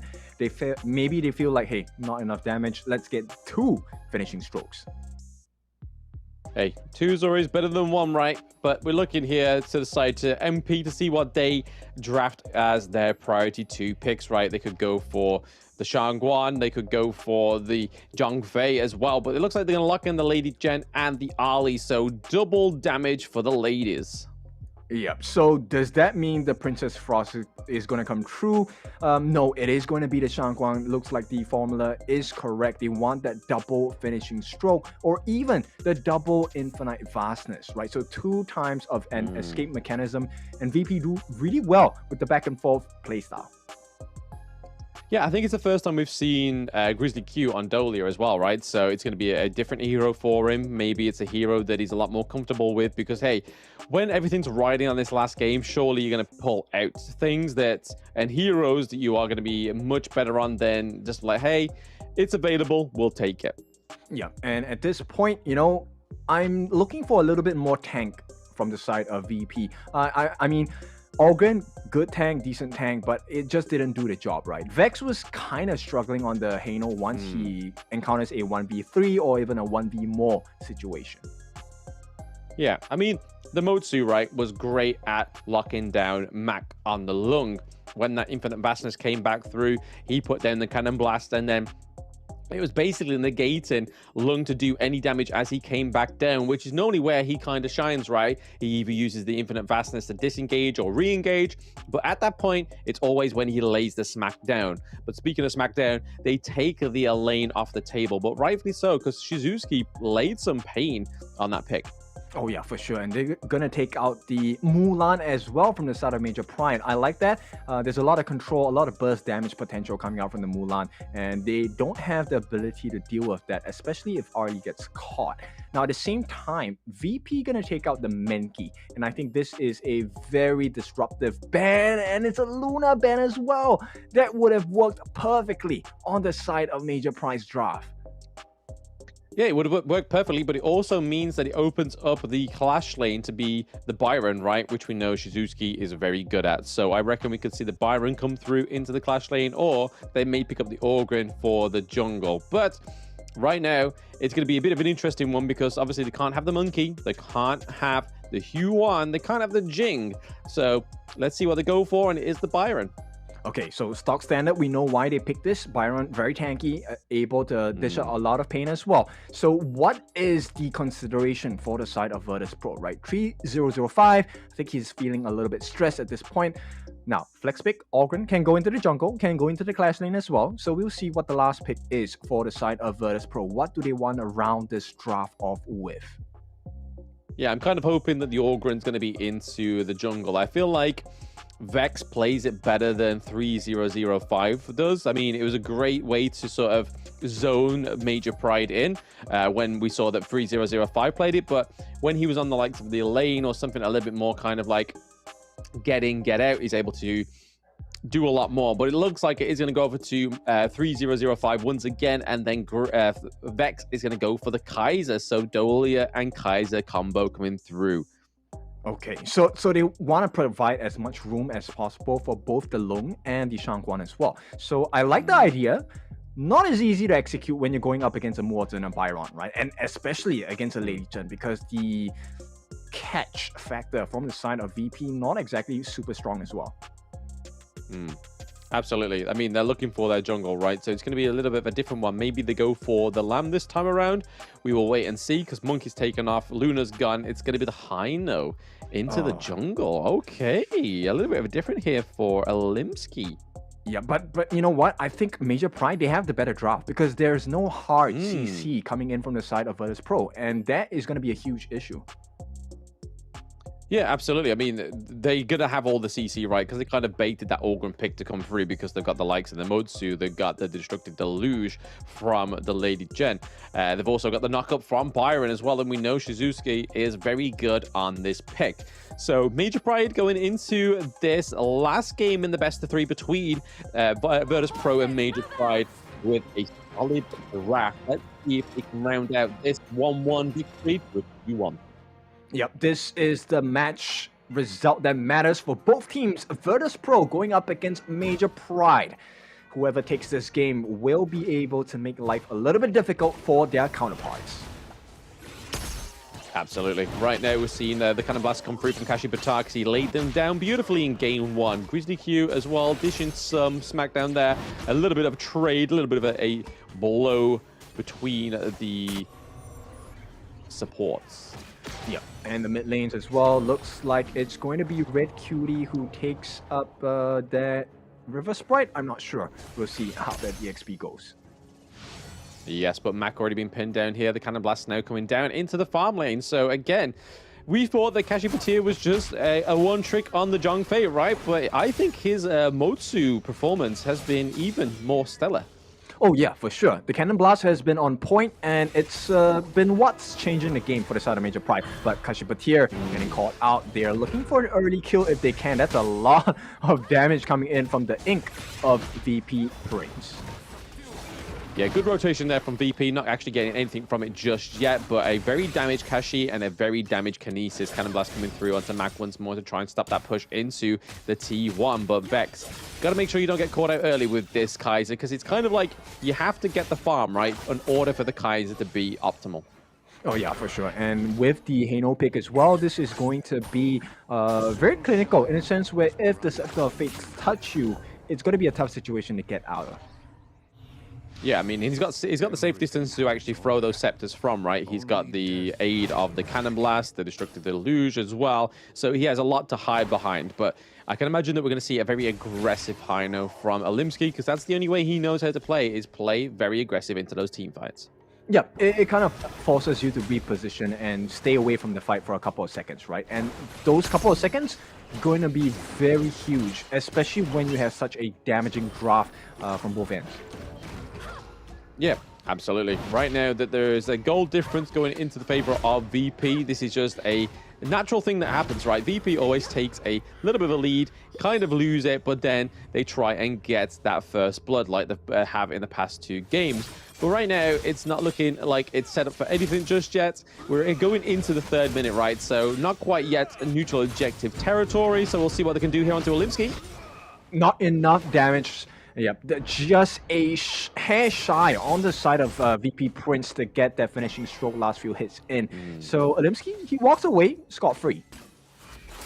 Yeah, gets all the health back, goes up to the Crimson Golem, and he's looking like he's going to farm it back for himself again. So that was a nicely placed position, right, for his Faith Recall to be like, hey, I know where I want to go back to. I'm going to stick into this mid lane, get a bit of a farm, and then go back to my Crimson Golem when it's back up. Very different mindsets between 3005 as well as Shizwisky, right? So Shizwisky, he's going to go with the Meteor, and at this point, a little bit more aggressive because Nettle Gauntlet is the item of choice for 3005. He wants to survive fights a little longer. Yeah, I mean, we saw it in the last game, right? That the Ogryn was a little bit underpowered in the whole of those team fights. Like, he didn't seem to soak as much damage as he normally would, right? But most times at a 10, when you see people play the Ogryn into the Clash lane, they generally go for more attack damage over the defense. But when you've got this kind of draft like the VP has, you kind of want to have a second line as well as the Kaiser, right? Because if Kaiser can't get in and Ogryn can, you want to be able to soak that damage so that your backline can then try and get into where the Ogryn's at. Okay, a little bit more patience from both ends, right? Nobody is just approaching that neutral objective just yet, but Vex will start to make his way. Likewise for the side of Alimsky. This is going to be the first of a long extended fight for sure. Yep, they're going to reset the Tyrant for now. MP looking to still commit here. Grizzly as well. We see Shizuki looking into the backline of the mid lane there of the Brush. Yep, and it's going to be damage coming in. The steal potentially coming in. It's going to be Alimsky. He secures it, but can they survive the fight? That's the big one. Fate Rewind going to be used at this point, but being chased down by Vex. They secure that big victory in the neutral objective, and they get out safely. MP, this is a good lead. A good lead for them, but the gold is still neutralized, right? So they need to do something to gain that from the side of VP. VP right now are doing a great assault onto the T1 right now, and it looks like they're going to secure it. So they don't get the Tyrant, but they get that everlasting T1 down. Okay, so that's structural damage, map control, but Azure Golem going to be threatened by the side of Alimsky. They will push him away. 3005 gets the pop for passing. Here we go. Is there enough damage? There's no more armor for Alimsky. First blood goes into the hands of VP as they take control. Yeah, very nice. Well played there by VP, getting the first blood, as they have done for the past 2 games as well, but not quite done yet. Shangguan getting the final stroke. Oh! It's going to be a trade out there. Flash as well as the Storm Strike just to get the kill. Prince does have the Insatiable Tomb at this point, so it's going to be a big win for the side of Virtus.pro. They did lose Prince, but they still gain control because right now, 2 T1s taken respectively from the top and the bottom as well. They're looking for more. Shizwisky is going to tank up a little bit of damage, but the T2 under fire once again. Yep, started from the bottom, but now they're at the T2. Actually, a very damaged T2 as well, right? So it's not like they just delivered the minions and done nothing with it. They're able to get a lot of damage onto that T2, which is a great trade. Yes, they lose Prince in the process, but they get the T2. Almost. Yep, now, it's going to be a tough situation, right? Okay, they get the stuns in, and there it is, a burst damage. It is going to be a kill. Red QE responsible for pulling one back on the side of Major Pride. Yeah, Prince once more getting caught out again. It seems to always be, is it Grizzly Q's them to get caught out too often, or is it Prince's turn? But it seems like it's Prince's game to take the L's this time. But hey, if you're getting objectives from it, why not? Invisible Warrior going to be dropped down. Vex tanking quite a bit of damage as well. Where's the refresh? Not going to be able to take it just yet. They successfully defend the mid tower and take a look at the wave pressure coming in from VP. Once again, side lanes are being pressured in, and Major Prime unable to find an opening just yet. Yeah, but that's where they kind of struggle, right? Once they find it, though, that's when they shine. Right now, they are very good in terms of the lane priority on the side of Virtus.pro, looking to go in for this mid lane. Prince a little bit diving too deep here. Yep, taking some shots coming in. Destructive Deluge going to be laid down. The Wall of Ice going to stop the aggression for a bit, and here comes the Cannon Blast coming in from the side of Kashipatir. Really important that he gets it, but here comes, that's 5 members on the side of Virtus.pro. They're looking for an opening. They get the kill onto the Byron as well. Conductor of Souls just to be safe. And once again, Virtus.pro, they just take the W against Major Pride. Putting the P in pro right now is Virtus.pro. They're able to get that kill into the Clash lane. Not quite still securing that T2 though, but those minions are rocking around just on time. The delivery for damage has come through. It looks like VP are going to try and take an Overlord here as well, because hey, while the wound's open, why not do more damage? Yep, that's why you have the extensive map control, right? That's what you need to do to get openings around the map, and with that, that's a healthy lead coming in from Virtus.pro, 3,000 ahead. Yeah, it's basically where they need to be at, right? They need to just maintain this lead like they did last game, but then they just let it drop because Major Pride was able to get a solid team fight from them. But right now, they're putting the pressure into the bot lanes, they're putting the pressure into the top lanes. That's where it needs to kind of sit. So it keeps one of the side of Major Pride out of these team fights, and it's working well for them. Yeah, it's boxing them in, right? And which is kind of funny because you do have the Immortal coming in from Kashipatir. You would expect that Major Pride are the ones boxing them in, but somehow Virtus.pro is just making it work.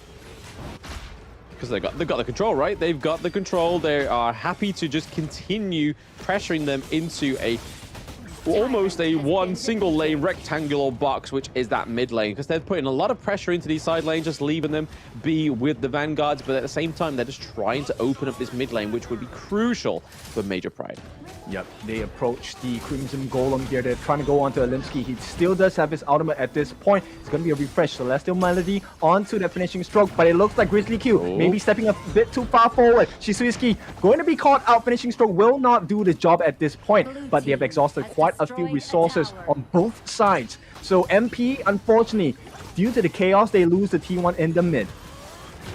Yes, T1 goes down in the mid, and that was a great distraction into the Golem, right? They really wanted to take the Golem, but also they forgot that the T1 was at risk, and this is where Virtus.pro are kind of shining, right? They're kind of doing two objectives at once, and this is where they just need to maintain it. It's exhausting, but they have to maintain that mentality. Yep, the team of multitasking, right? And with the result of that, Prince is going to have the breakthrough robe in his hands at this point. Take a look at the EXP swing. VP is just so far ahead right now. Yeah, and even that in the gold lead as well, right? Almost 5k gold difference for the side of VP, which is going to be something that's hard for the side of Major Pride to come back from. But now that these shadow variants of these neutral objectives are up, maybe we'll finally see that Major Pride try and score for the Tyrant, which we kind of saw in game one, right? They kind of got a little bit of a late game priority onto the Tyrant, but right now it looks like VP just don't want to put this pressure off into the lane, right? Yep, what a play coming out from VP, right? So they faked the aggression onto the Tyrant, and they sneaked that Shadow Overlord into their hands as well. So once again, map control fully over to the side of Virtus.pro, and Major Pride, they look a little lost. A little lost, but hey, they may catch out 3005 here. Not quite. He's able to get the path of passing pair out of that one alive. But right now, they're able to take that T2 into the side lane once more, really boxing in Major Pride. This is the best macro game we've had today, just the first game, but Mac just making it work for the team. And here comes the pressure as well. They will not overcommit. Mac falls to half his health, but here comes the stun. Destructive Deluge going to be laid down as well. Major Pride, they hold on, but that's what they're doing right now. They're just holding on.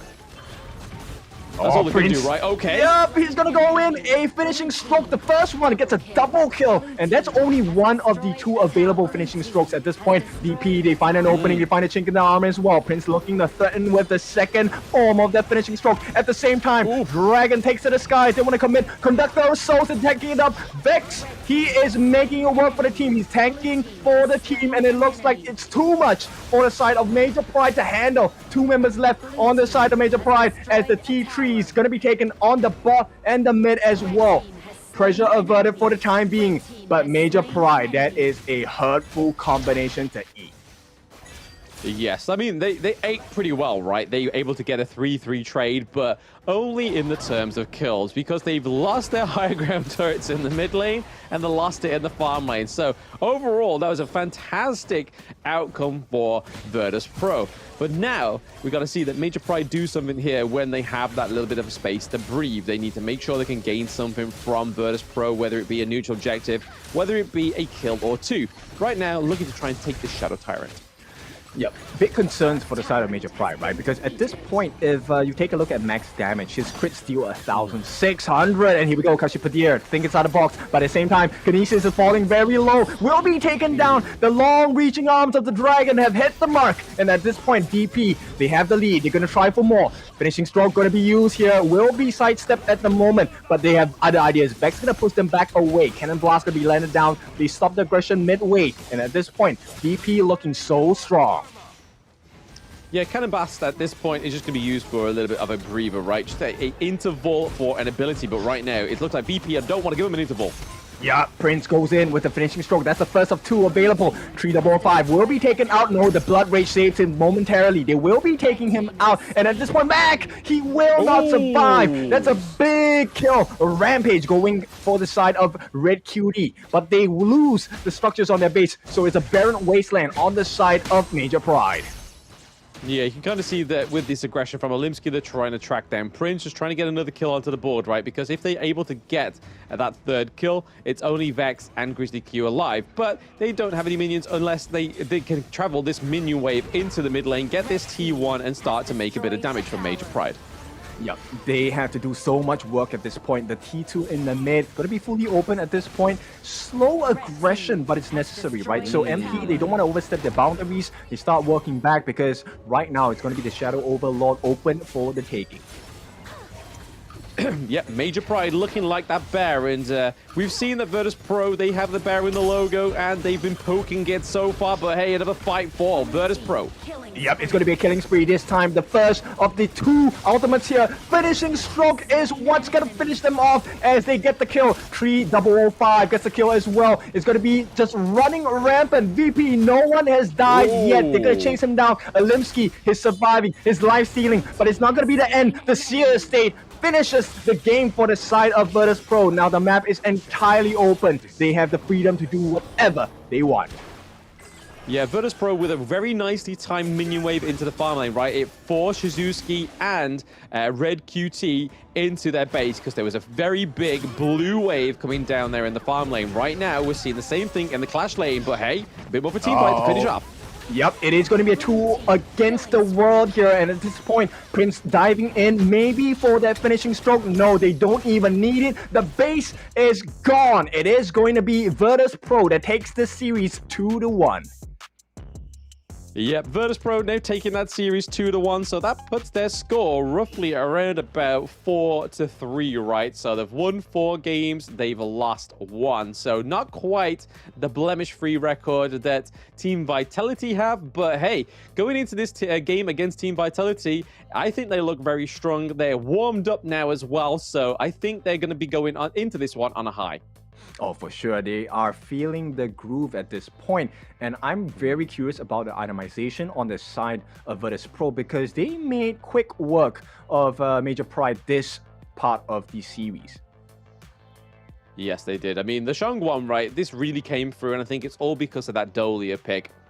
With VP being able to get the Dolia this time around was probably the day and night pick, right? We had the Sunbin in the first game, didn't quite work out too well, but then the Dolia into this one absolutely gave the Shang one a life. And you can see Vex right there just being used as that real big front line, and then you can kind of see that the 3005 goes for that typical Orgrid build, the Blazing Cape, the Eye of the Phoenix, and then goes for a little bit more of damage towards the end there with the Doomsday. But look at that, Mac, 11k, not even 6 slotted. Daybreaker had not been built.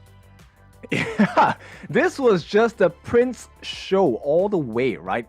Enabled by Grizzly Q, enabled by 3005, because they tanked so much for the team, and even tanking, right? So they spread the damage out across the team, and taking up 32% of the team's hero damage. It just was the Prince show because of the refreshed Celestial Melody into the finishing stroke over and over again. It really was that killer blow. Yeah, killing blow indeed, but you can kind of see here from that gold graph, a lot different from that game 2, right? There was a lot of flickering to and from between the two teams, but VP gained solid control at around about that 5-minute mark. It was teetering on the edge there pre-5 minutes, but after that, like it's going to show in this highlight reel, the difference between VP of game 2 and VP of game 3. It is like, we've just witnessed another team play, right?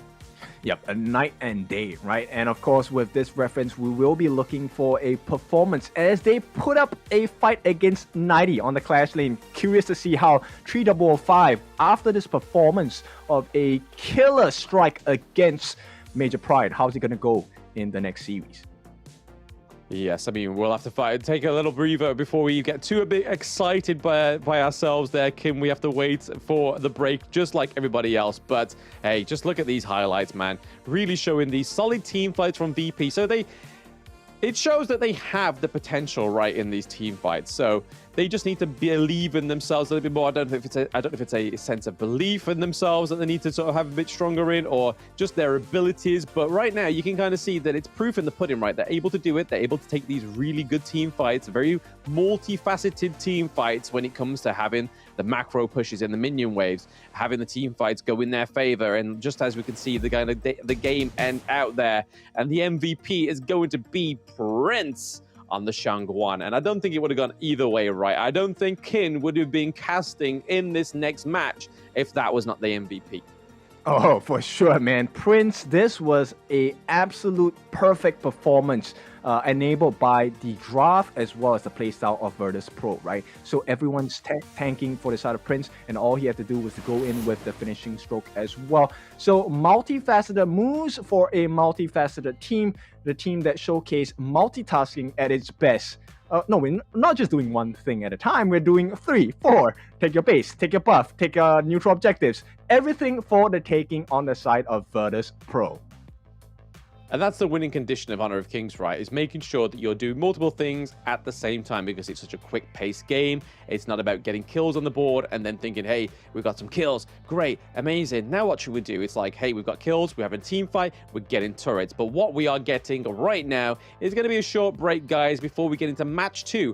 Probably the deciding match of the day. If it goes well for VP against Team Vitality, we shall see. Don't go anywhere, guys. We'll be back quite soon.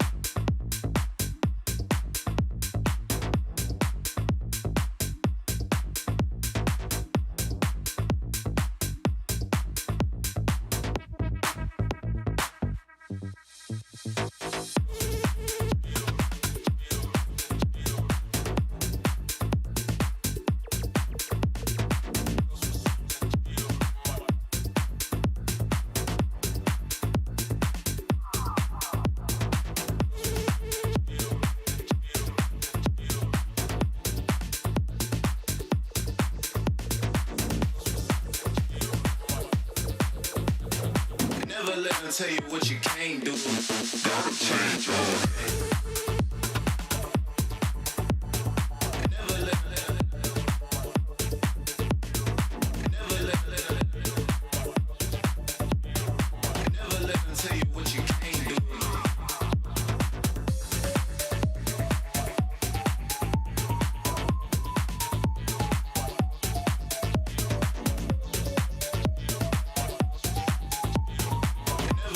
Tell you what you can't do, can't do, can't do.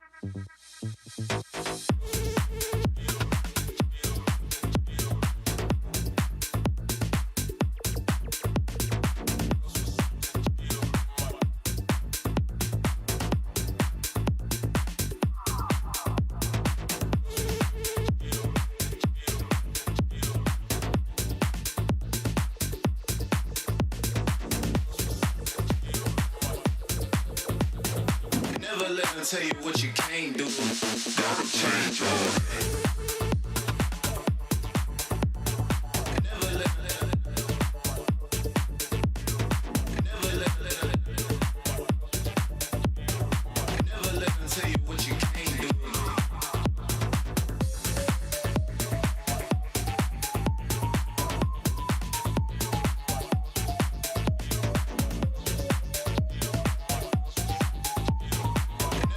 Tell you what you can't do, can't do, can't do.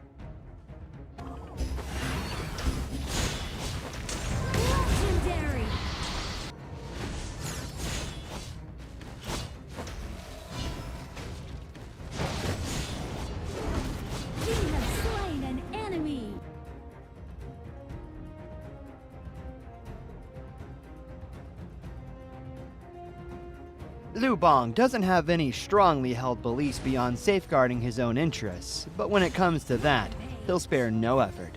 This is his passive skill, which automatically grants him a stack of mark every second.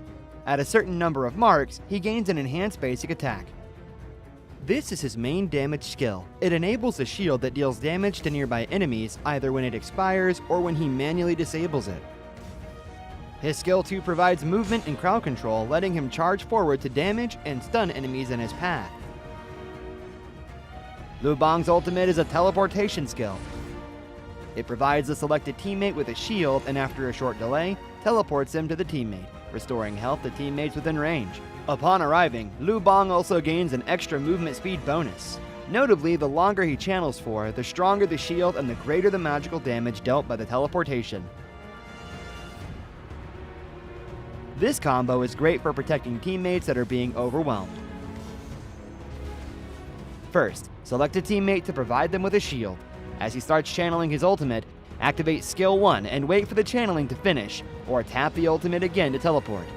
Then, use skill 2 to dash and stun enemies, followed by stage 2 of skill 1 and an enhanced basic attack to deal burst damage. This combo is mainly used to protect your team's carry. It utilizes the ultimate shield and magical damage to help teammates block fatal damage and gives them an opportunity to counterattack. Note that stage 2 of the ultimate can be used flexibly depending on the situation of the battle, though it is most often used to provide emergency support or to retreat from combat. At the start of a match, Liu Bang can choose to clear his lane with skill 1. After unlocking his ultimate at level 4, he can clear the clash lane first, then teleport to teammates to help them. Since his ultimate lets him travel fast, he can take the time to clear minion waves before teleporting to a teammate. This puts pressure on the enemy in the lane, while at the same time building a numerical advantage in teamfights. He can also let teammates initiate fights and use his ultimate to provide them a shield, then jump in to absorb damage and take out enemies with help from the carry. If he's facing an enemy who is stronger but doesn't have any crowd control skills, he can use his ultimate to instantly teleport to easily flee the danger. Liu Bang should focus on leveling up during the early game. After unlocking his ultimate at level 4, he can keep using it to reach teammates and help them build an advantage. During the mid to late game, once he has enough defense and damage, he can mainly focus on laning and teleport into team fights to protect the carry and take out unsuspecting enemies. There, pull out the root of the problem. What's a conscience? A kind of snack? Why duel someone when you can gang up on them in a valley?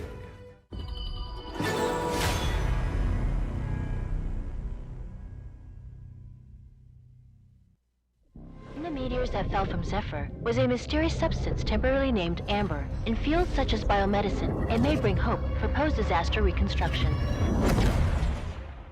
The possibility that they're still alive is practically zero. This is our only chance to save them.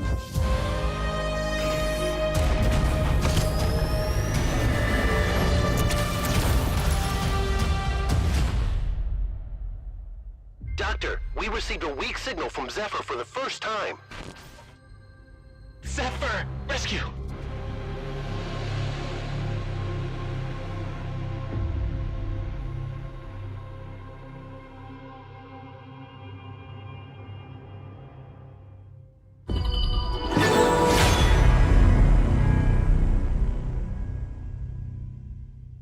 Esports, and they get what they want. Snow caught in the middle of 4 once again, and here comes the Infinite Vastness aggressively, and at this point it is a 1-by-1 they fall.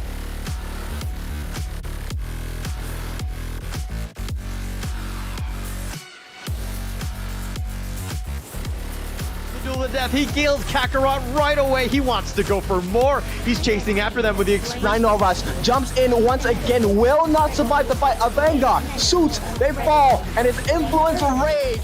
So okay, caught in the middle of 4. 5 is all of Fearless Esports, and they get what they want. Snow caught in the middle. Side of Chaos, and down goes a John Fei. So there is the backbone. We could still see a steal here. Who's it going to go over to? It does go over to the side.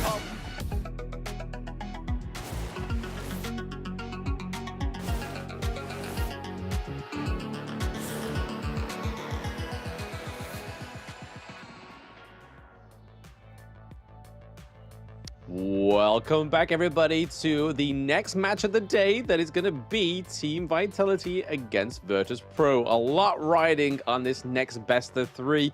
I'm Blam, and with me, as always, is Kin. How are we feeling going into this next match of the day? Anxious, because this is going to be a banger of a series. They both understand what's at stake here. Winning this series 2-0 will put either of them at the top of the table, essentially securing that slot into the Honor of Kings Championships 2024. Yeah, and this is what both of these teams came here to do, right? I mean, and Major Pride, but there's no chance that they can now get to that top spot, unfortunately. Even though they played very well in that last game too, of the last best of the three. But yes, it's all about Virtus.pro and Vitality. It's the double Vs looking to represent Europe and EMEA within the KC 2024. So that is your next match. And then after that is going to be a little bit of a filibuster depending on what happens in this next game. So Virtus.pro going against Team Vitality, and then Major Pride are coming back onto the Gorge to maybe try and take a round from Team Vitality. So they can walk away and say, hey, we took a round from the partner teams of Europe. Yeah, and you know what? Major Pride could be a major pain to the side of Vitality with that last series of the day. But we have to get through our second series of the day. Everything is riding on the line here for both teams. I want to see how it's going to be like. Let's introduce Team Vitality. Blam, why don't you take this one? Absolutely. We've got 90 in the clash lane, City Boy in the jungle, Highland in the mid lane, Shanks in the farm lane, and then Winter is coming in the support role. Winter obviously being the newest member on the team and has fit in fantastically. Oh yeah, the synergy has been unparalleled so far, right? And I have high expectations, high hopes for Vitality. We have seen them in the much bigger world stage in Saudi Arabia, Riyadh, right? Where they took on the strong opponents in the Esports World Cup. This time, they're going to be facing foes of similar caliber in Abu Dhabi, all the way live there. Yes, but this is their opponents right now. It is Virtus.pro. We've just seen them again last time, and it is 3005 Vex in the jungle, Prince in the mid lane, Mac as the farm, and then Grizzly Q in the roam and support role.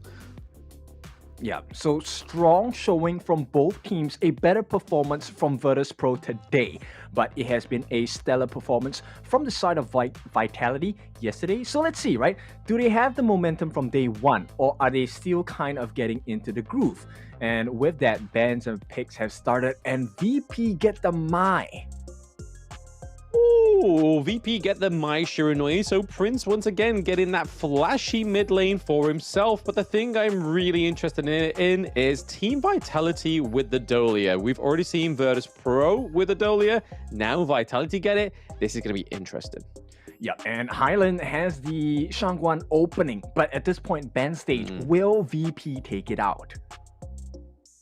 I mean, they may do, right? I mean, you know, it's not many times we see the Mai Shiranui go against the Shangguan, right? So it's probably going to be the Lady Gen coming through for the side of Team Vitality, whether they want Highland as the carry or they want him on the Princess Frost like we've seen him before. But right now, they've got Shanks on the Lung, which yesterday held a very promising performance.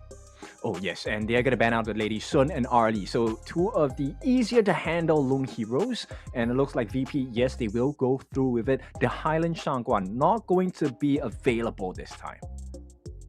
Yeah, they've gone for the Shangguan just in case, and obviously they've taken out the Hino because they know Highland can carry, right? Like I was saying yesterday that he can play both of these hero kind of playstyles, either be the supportive, utilized mage in the mid lane, or go for these assassins, become the sword rather than the shield of Team Vitality.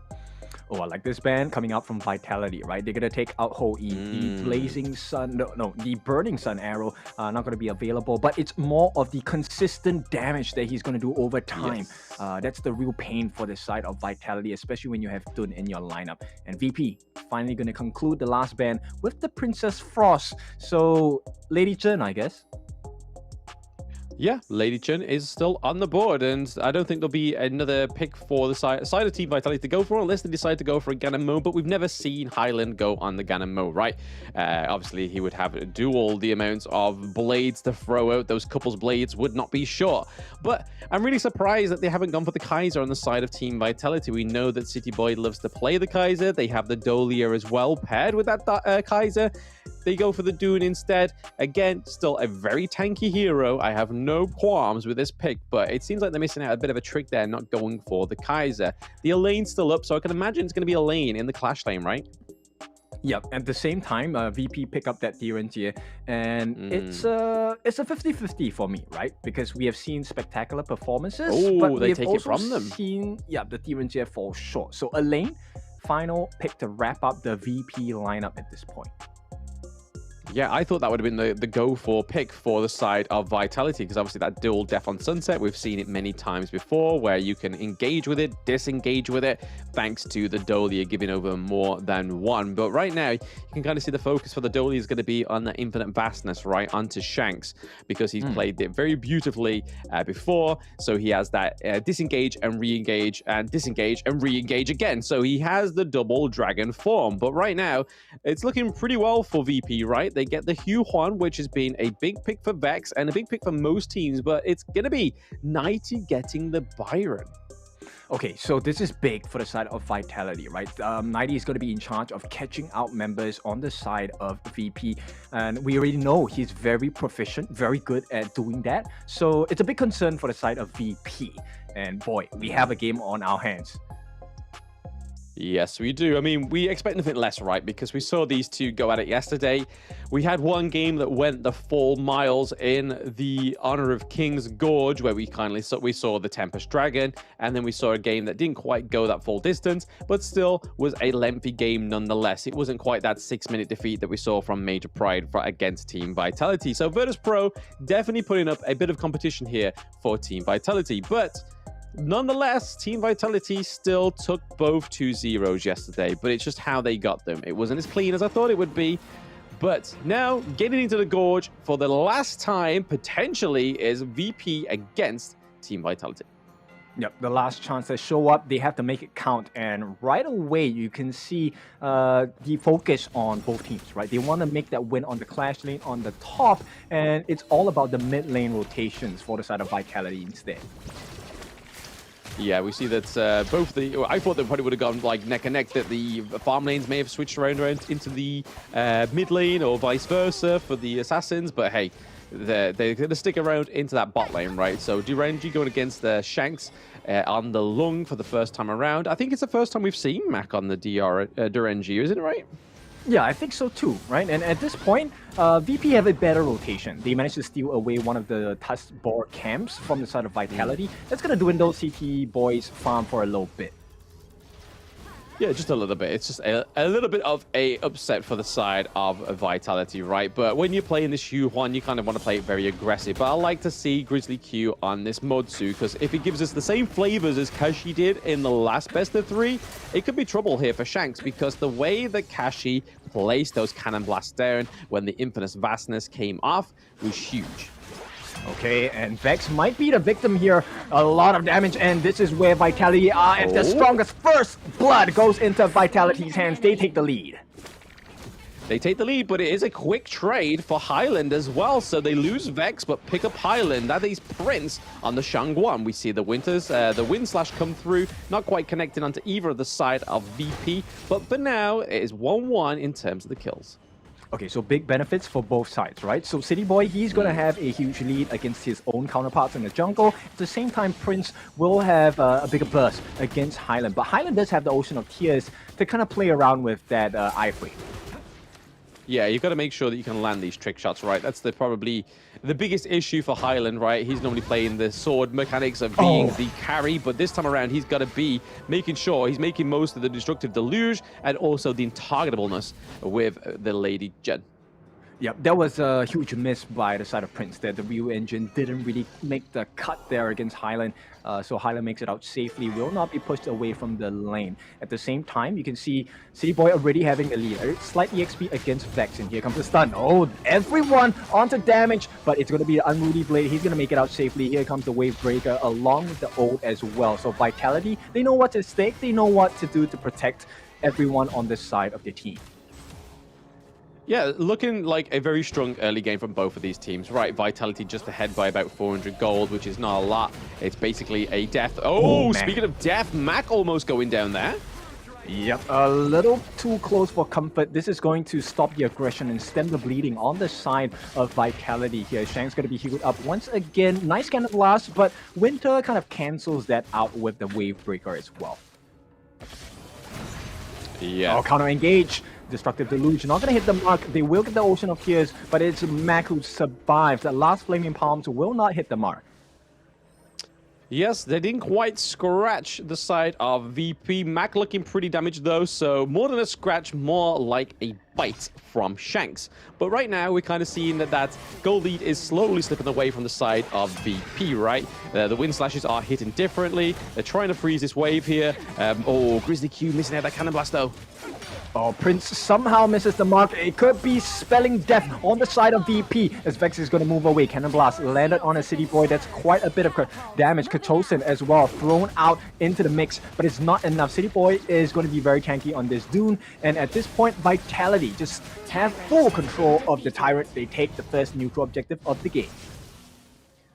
Absolutely. Well done to Team Vitality for taking the Tyrant that time around. Again, it's going to enhance the damage from Shanks. Yeah, so small wins across the map for the side of VP, right? But at this point, Mac, hang on, there's quite a bit of damage. The Peacebringer unable to bring too much damage over to the side on Vitality. And here comes the refresh as well. Celestial Melody, the refresh riding in the wind. Yes, so far the refresh is coming in for the side of Team Vitality here. We see that the healing from Dolia is really paying dividends here. Winter playing the Dolia very well, just giving a extra bit of a lifeline to Shanks right now in this fight between VP and Vitality. But Vitality at 14.2k, whilst VP are at that 13.3. Mac taking a lot of damage there, unfortunately. Is having to probably recall there unless he's got the Honeydew under the turret, which is very likely. He's able to stay there. Void Slash coming through. Yep, City Boy jumping in, and it's going to be a quick kill onto Grizzly Q here. Vitality take another win across the map.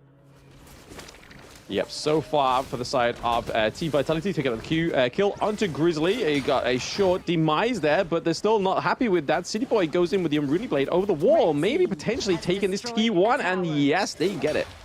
Yep, Highland gets into the mix as well. Mac is in danger at this point. 4 different members will get scouted out by Vex in the mid lane as well. They're looking for more.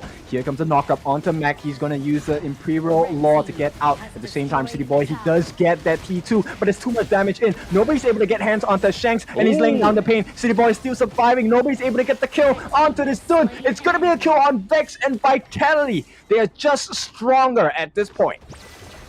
Yeah, Vitality going for that same kind of method they did against Major Pride. How they got that 6-minute victory was by storming that farm lane. They knew that was the weakness, right? And with the DRNG, that is definitely the weakness on the side of VP. We haven't seen Mac on the DRNG. Takes a little bit longer to actually get any kind of utility. But right now, Vitality helping themselves with all that farm. Yep, they swing the door open onto the jungle side of VP, and they help themselves. That's going to amplify the farm pretty fast. Right now, 3,000 ahead, and they're going to start working on that Overlord as well.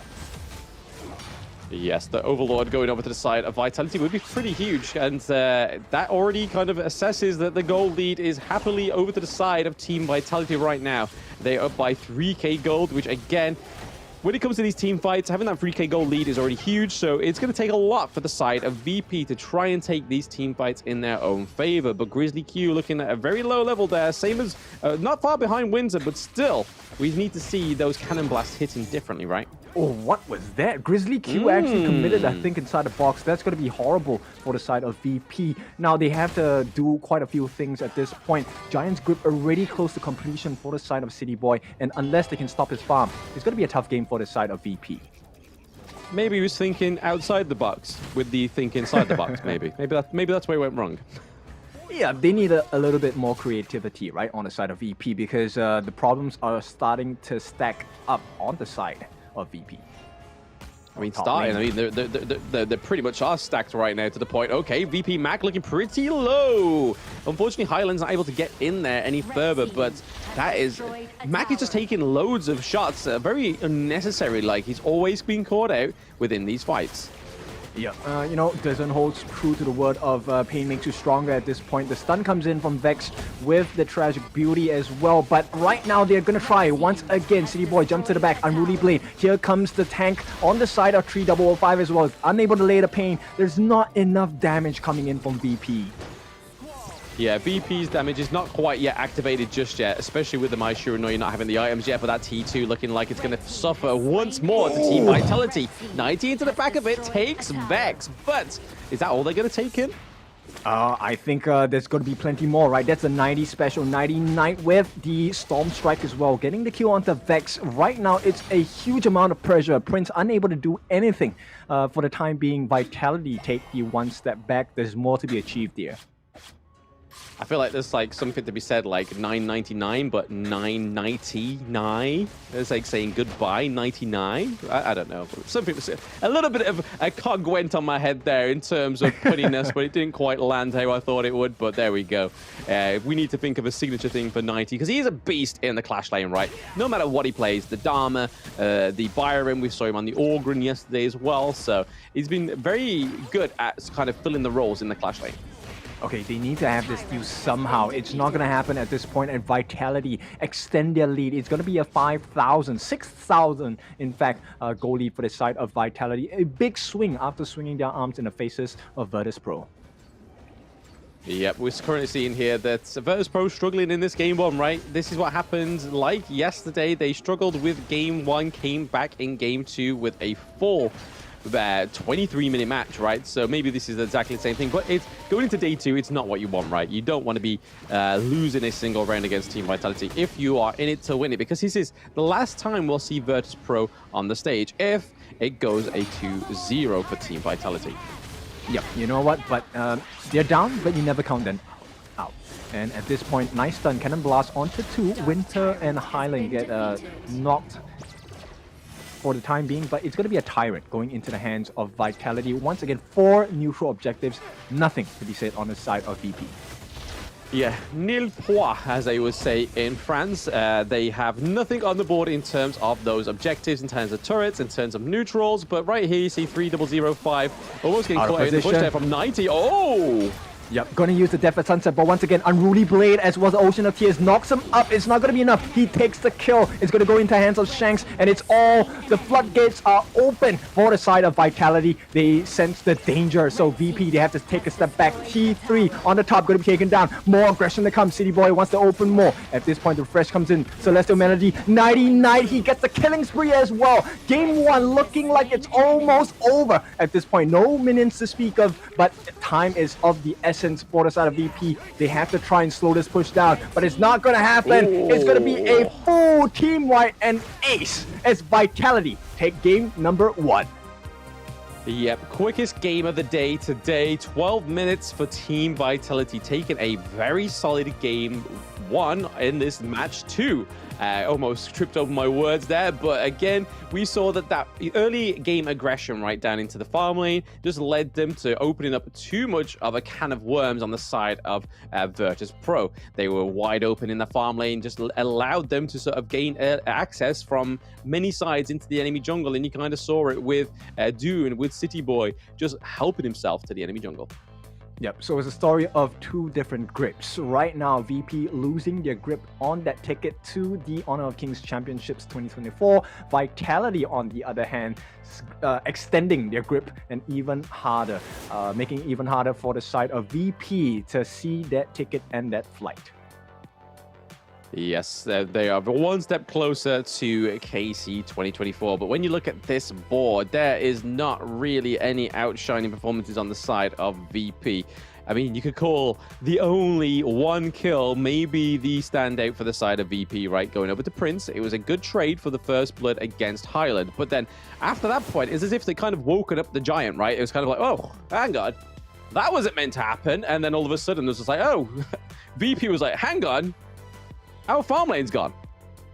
Yeah, it's really painful, right? And that's the benefits of picking up a Dune, because City Boy has been on point with the rotations, really quick rotations around the map. And even though Prince stole that first Tusk Boar camp, it didn't really phase Vitality that much, right? Because with all of the map rotations, the map control they had, I think credits to Winter as well. This Dolia pick, very strong because of the Wave Breaker. It allowed them to soak so much damage in, and when the game goes as far as it did for the side of Shanks, you can take a look at the damage dealt, 46,000 on his own, but the main damage came from that mid laner Highland. What a game. The swing was big.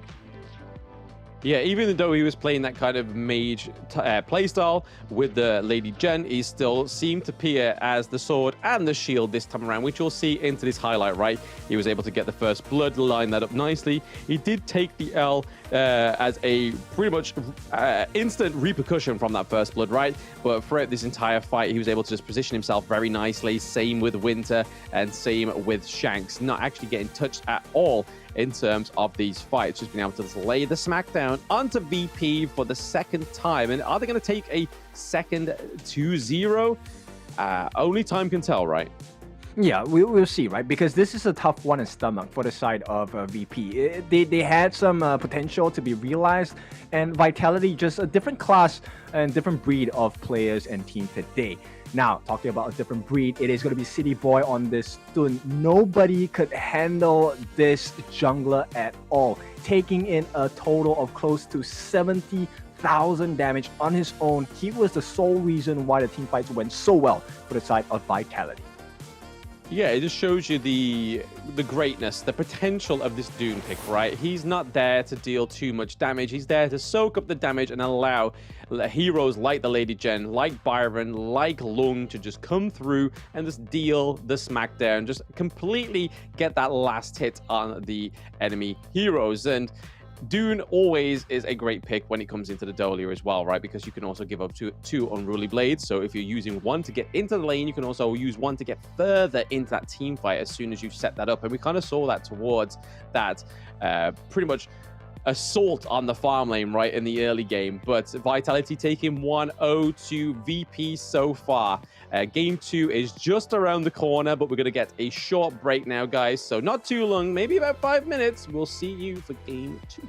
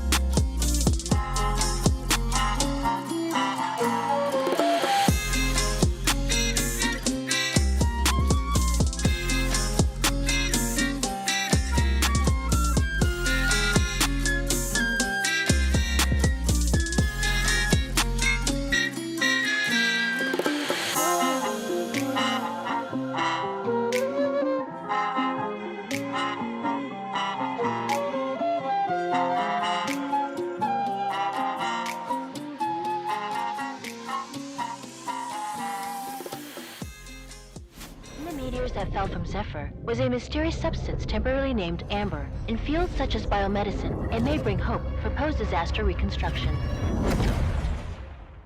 The possibility that they're still alive is practically zero. This is our only chance to save them.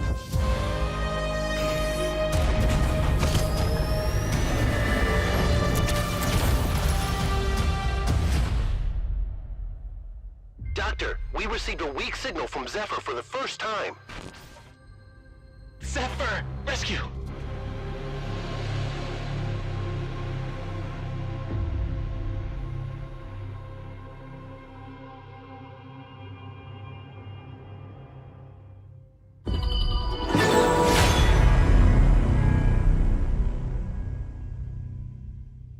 Esports, and they get what they want. Snow caught in the middle of 4 once again, and here comes the Infinite Vastness aggressively, and at this point it is a 1-by-1 they fall.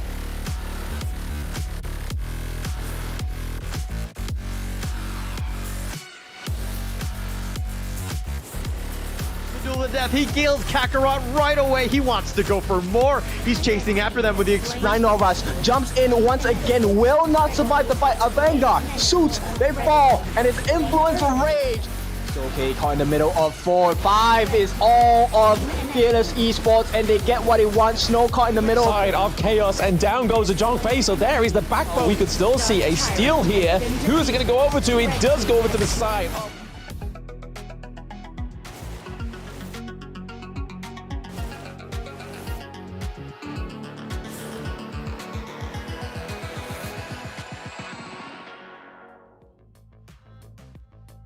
Welcome back into the second match of this best of 3 between Virtus.pro against Vitality. Now, the lifeline is becoming cut short for the side of VP as Vitality. They're going to be leading the series 1-0, and this could be the killing blow of VP's dreams for Honor of Kings Championship 2024. Blem, what do you think about it? Absolutely. I mean, it could be right. I mean, after that first game, it wasn't quite the massacre that they dealt to Major Pride in their game one that when they first met, right? They were still able to take that farm lane super easy. They opened it wide up, and then once it was opened up, it was kind of just a done deal from that point. No pun intended. But after that, they were able to just get more control around the map, do a lot more damage. Maybe we'll see Highland on a little bit more of a carry pick this time, because obviously he was on the Lady Gen first. Dolly getting banned out, I think, is probably the correct point of call, but that's not going to nerf Winter. We've seen Winter on plenty of heroes now, and they play them super well. Yeah, you know what, the Taiyan, the Dolia, the Zhang Fei, these are all big picks coming out from the side of Winter, right? And she has been performing at the highest of standards for the side of Vitality. Now, at the same time, VP, they're going to ban out the Hano, but I'm not sure that's going to be enough to nerf Highland, because Highland still has the Shangguan to play around with. So VP, they're going to put confidence in the Yuhuan pick first. Yeah, I think everyone goes for this Huan pick first because they know if they don't, that their team is going to utilize it in some manner, whether it be mid, whether it be jungle. But I don't think we've actually ever seen City Boy play the Huan, right? So he's always on these really aggressive tank front line picks like the Dune once more, and then Ali once again, Shanks picking up that one rather than the Lung. So maybe we'll see Mac pick up the Lung if it lasts the next 2 ban phases. But I suppose this is where you would pick the Lung, right? Second or third pick. Yeah, I don't think you want to allow Vitality to kind of disrupt your picks at this point. They need to give Max something stronger. And at this point, looks like they will focus on the mid instead. So Ziya and Zhang Fei, the Z combo here. Nice shields, nice growth, but we have seen the gameplay. Can they actually last to the late game? I think it was the Suya pick that got them to the late game last time, I think, if I'm not mistaken. But Prince, we've been seeing the Major Pride ban this pick pretty much every game against VP as well. So it is one of Prince's favorite picks, it seems, is that Suya, because obviously the Universal Law has a very far range, and then you also have the blessing of being able to get past level, that level cap, right? And then you can give that over to one of your teammates. But it looks like they're going to lock in on Highland, that Lady Gen again. Okay, so it's still looking good for the side of Vitality, right? At this point, VP, I like the Ziya pick, but I feel like it takes a little bit of time. Yes, he does have the sanctification, there is a growth through his passive as well, but what happens when a Ziya dies consistently? You don't get the EXP advantage that way. You don't know. Sometimes, I think the one time when he actually did play it, that we actually commented that considering he was playing Asuya, he wasn't actually getting the XP advantage that he should be getting after getting those creeps, getting those little pots of EXP from his side. We should see how Prince plays this one into it. But taking the Zhongfei for themselves is a good thing because Winter plays that very well. And also taking the Taiyan off the table as well because Orgren is still up. But I don't think it's something that 90 would play necessarily. They still have the likes of the Elaine. Byron is still up as well into the Clash lane. They could probably lock this in on the 4th pick. Yeah, it's a very scary notion, right, for VP if Vitality picked that up. But no, they actually prioritize the Sun Bin first. Interesting, I like it. A very disruptive pick altogether. But VP, now the ball is in their court. What do they want to do? They still need that farm lane. They still need the farm lane, yes, but also do Team Vitality need their Clash lane? But it seems like 90 just always sits in and fills in whatever he needs to, right? Because it's always towards the end where we see 90's picks come through. So it's a clear sort of like indication that 90 just generally can play most things into most roles. So that's a good thing for his playability, right? His ability to just dominate that Clash lane. But right now, VP going for the Shou and the Mulan. Okay, so a lot of range from Shou, but you also got the range from Suya as well. So very interesting.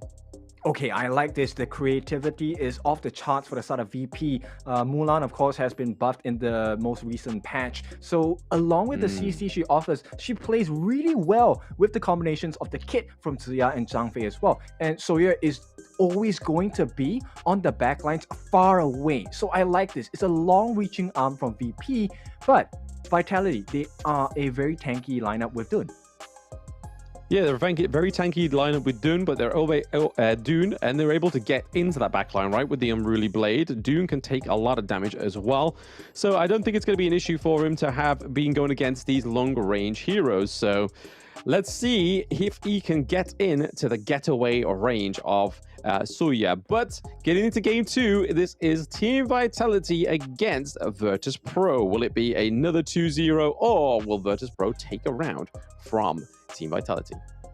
Yeah, VP want to change this into a shooting game here with the snipes coming up from the Sawyer. So Mac needs to be very accurate in this match. But it's not going to be easy because they have the lane, they have the Dun, Unruly Blade, Death at Sunset, easy access into the backlines. I want to see how VP kind of counter this strategy coming in.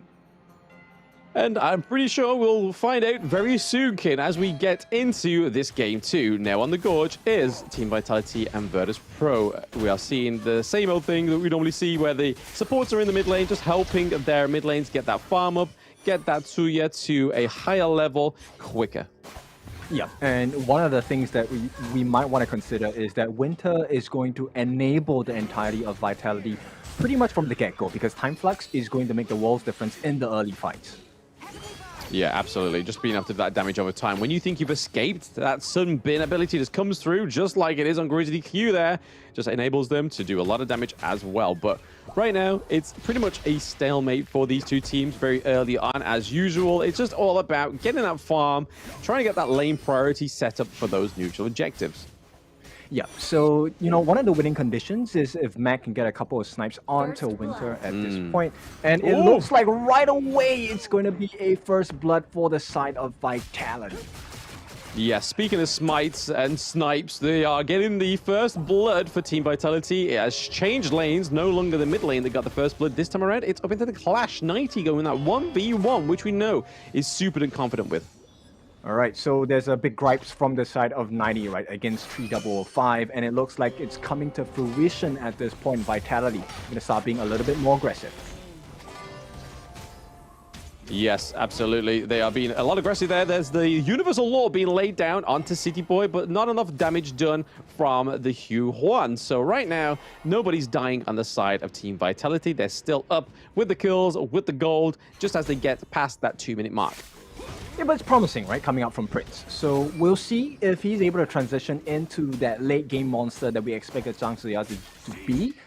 His sanctification going to be very critical in assisting VP to win this game. Yeah, so far that is probably the case, right, for VP. We've seen a lot of trades here, especially with the trick shots. The Destructive Deluge actually being placed into just kind of trying to zone out Zhang Fei for not getting in there. But okay, we're seeing the Mulan go once up, one again with 90. The CC immunity comes through, clapping him back out of that T1. We see that Grizzly Q comes over the wall. The Death on Sunset is just trying to get him away. And what an escape artist. What a guy with mechanical skills here, 90, just showing off the class he has, right? And that must be so frustrating for the side of VP. Yeah, absolutely. I mean, just getting away with a sliver of your health as well as a shield, right? That was just the pure skill of 90. You're just able to get into these fights, get out straight away when he needs to. Right now, we see Winter getting caught in between Vex and Grizzly Q. Not much is going to go on here, especially with Shanks nearby. Yep, Mac hasn't really hit a couple of the snipes just yet, but he is controlling the lane, right? This is one of the benefits of going up against an RD, especially when your range is longer than hers. But Mac at this point, they need a little bit more on the side of VP.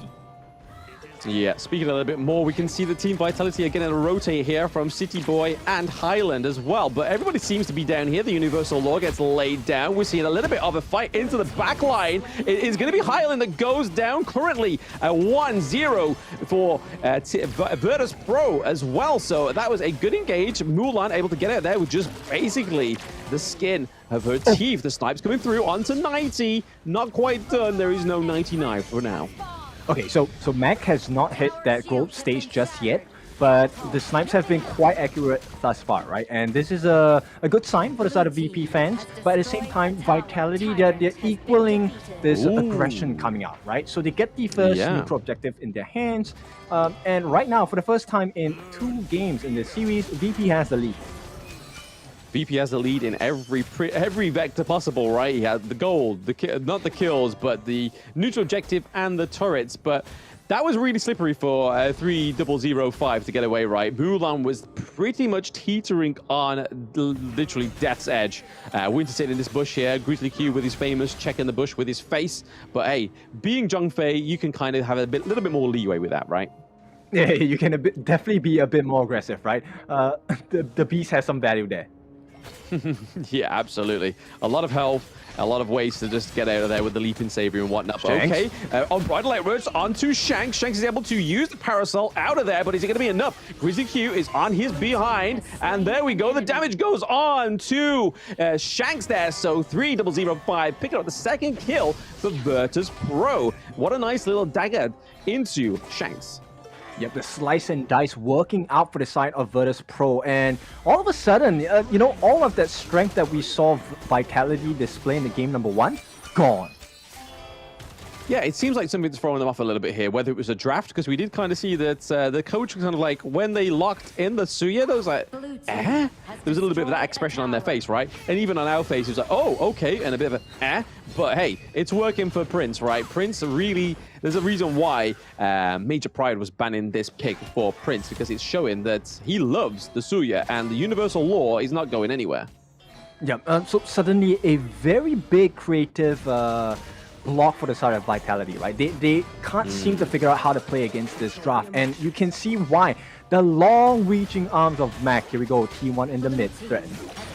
Yep, we see the wind slash come through. It does hit onto Grizzly Q, but that's kind of the wrong person, right? He can take the knock-up, he can take the damage for now, but again, 3005 going in, doing a bit of damage onto Shanks. Nothing's going to commit through here, not taking the fight just yet.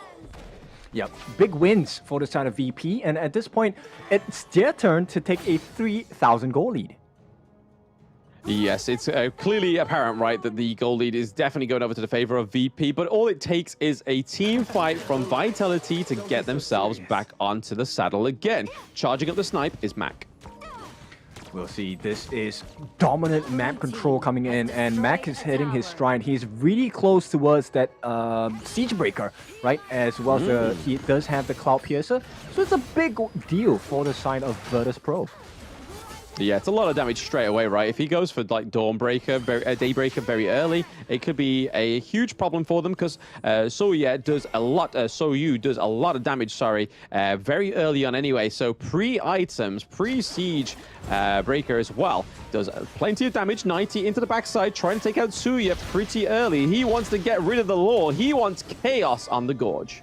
Yep, not gonna happen though. VP very good at protecting the backlines simply because they have Grizzly Q on their junk as well. That's a T2. Once again, taken from the sides of the map of Vitality. And this is a very hurtful process that they're going through. Yeah, it's definitely something that they didn't expect, it seems, because they are not quite showing the same performance as they were in that game 1, right? A lot of control given over to the side of Virtus.pro. Yep, and I like this. So at this point, 3005, his performance on this Mulan has been quite spectacular thus far. Yeah, I don't think we've seen him on the Mulan yet. He may have played it in day 1, I'm not too sure, but hey, it's definitely working for him, right? That CC immunity coming through beautifully when going to that head V1 against 90. But right now, we see that Highland sitting in the bush here. They're able to take their own Azure Golem for now, but getting caught out is 3005. We sing his praise. The time bomb comes through. It's not going to be enough to take down the Mulan just yet. Yep, it's a big play coming in, and this is VP doing what they like to do best. Multitasking, taking multiple objectives across the map at the same time. Yeah, it's what we saw them do with Major Pride, right? That's how they got that 2-1 victory against Major Pride. But right now, it's working against Team Vitality, not be able to get that crucial kill theft, however, though, onto the Overlord, which would have been great for them if they were able to steal that. That would have procured them a lot more control onto the Gorge. A knock-up onto City Boy is not going to lead to anywhere. The Destructive Deluge really zones them into this T2, enable them to take the final T2 from Team Vitality. Yep, and this is so scary from the side of VP, because VP is a team that makes you wonder, right? They've taken the Overlord, but it still feels like VP are in control.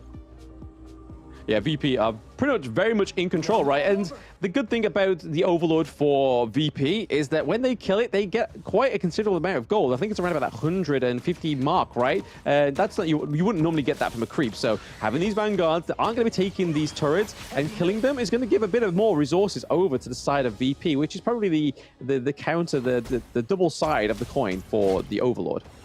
Yep, and if there's any team that, knows how to play with an advantage, it's VP. And at this point, Virtus.pro is just showing a different side of them. Not just with the picks, but with the plays as well. And Mac has been left untouched this entire game, and it's kind of scary. It's a scary notion to see for the side of Vitality because they have not found an answer yet.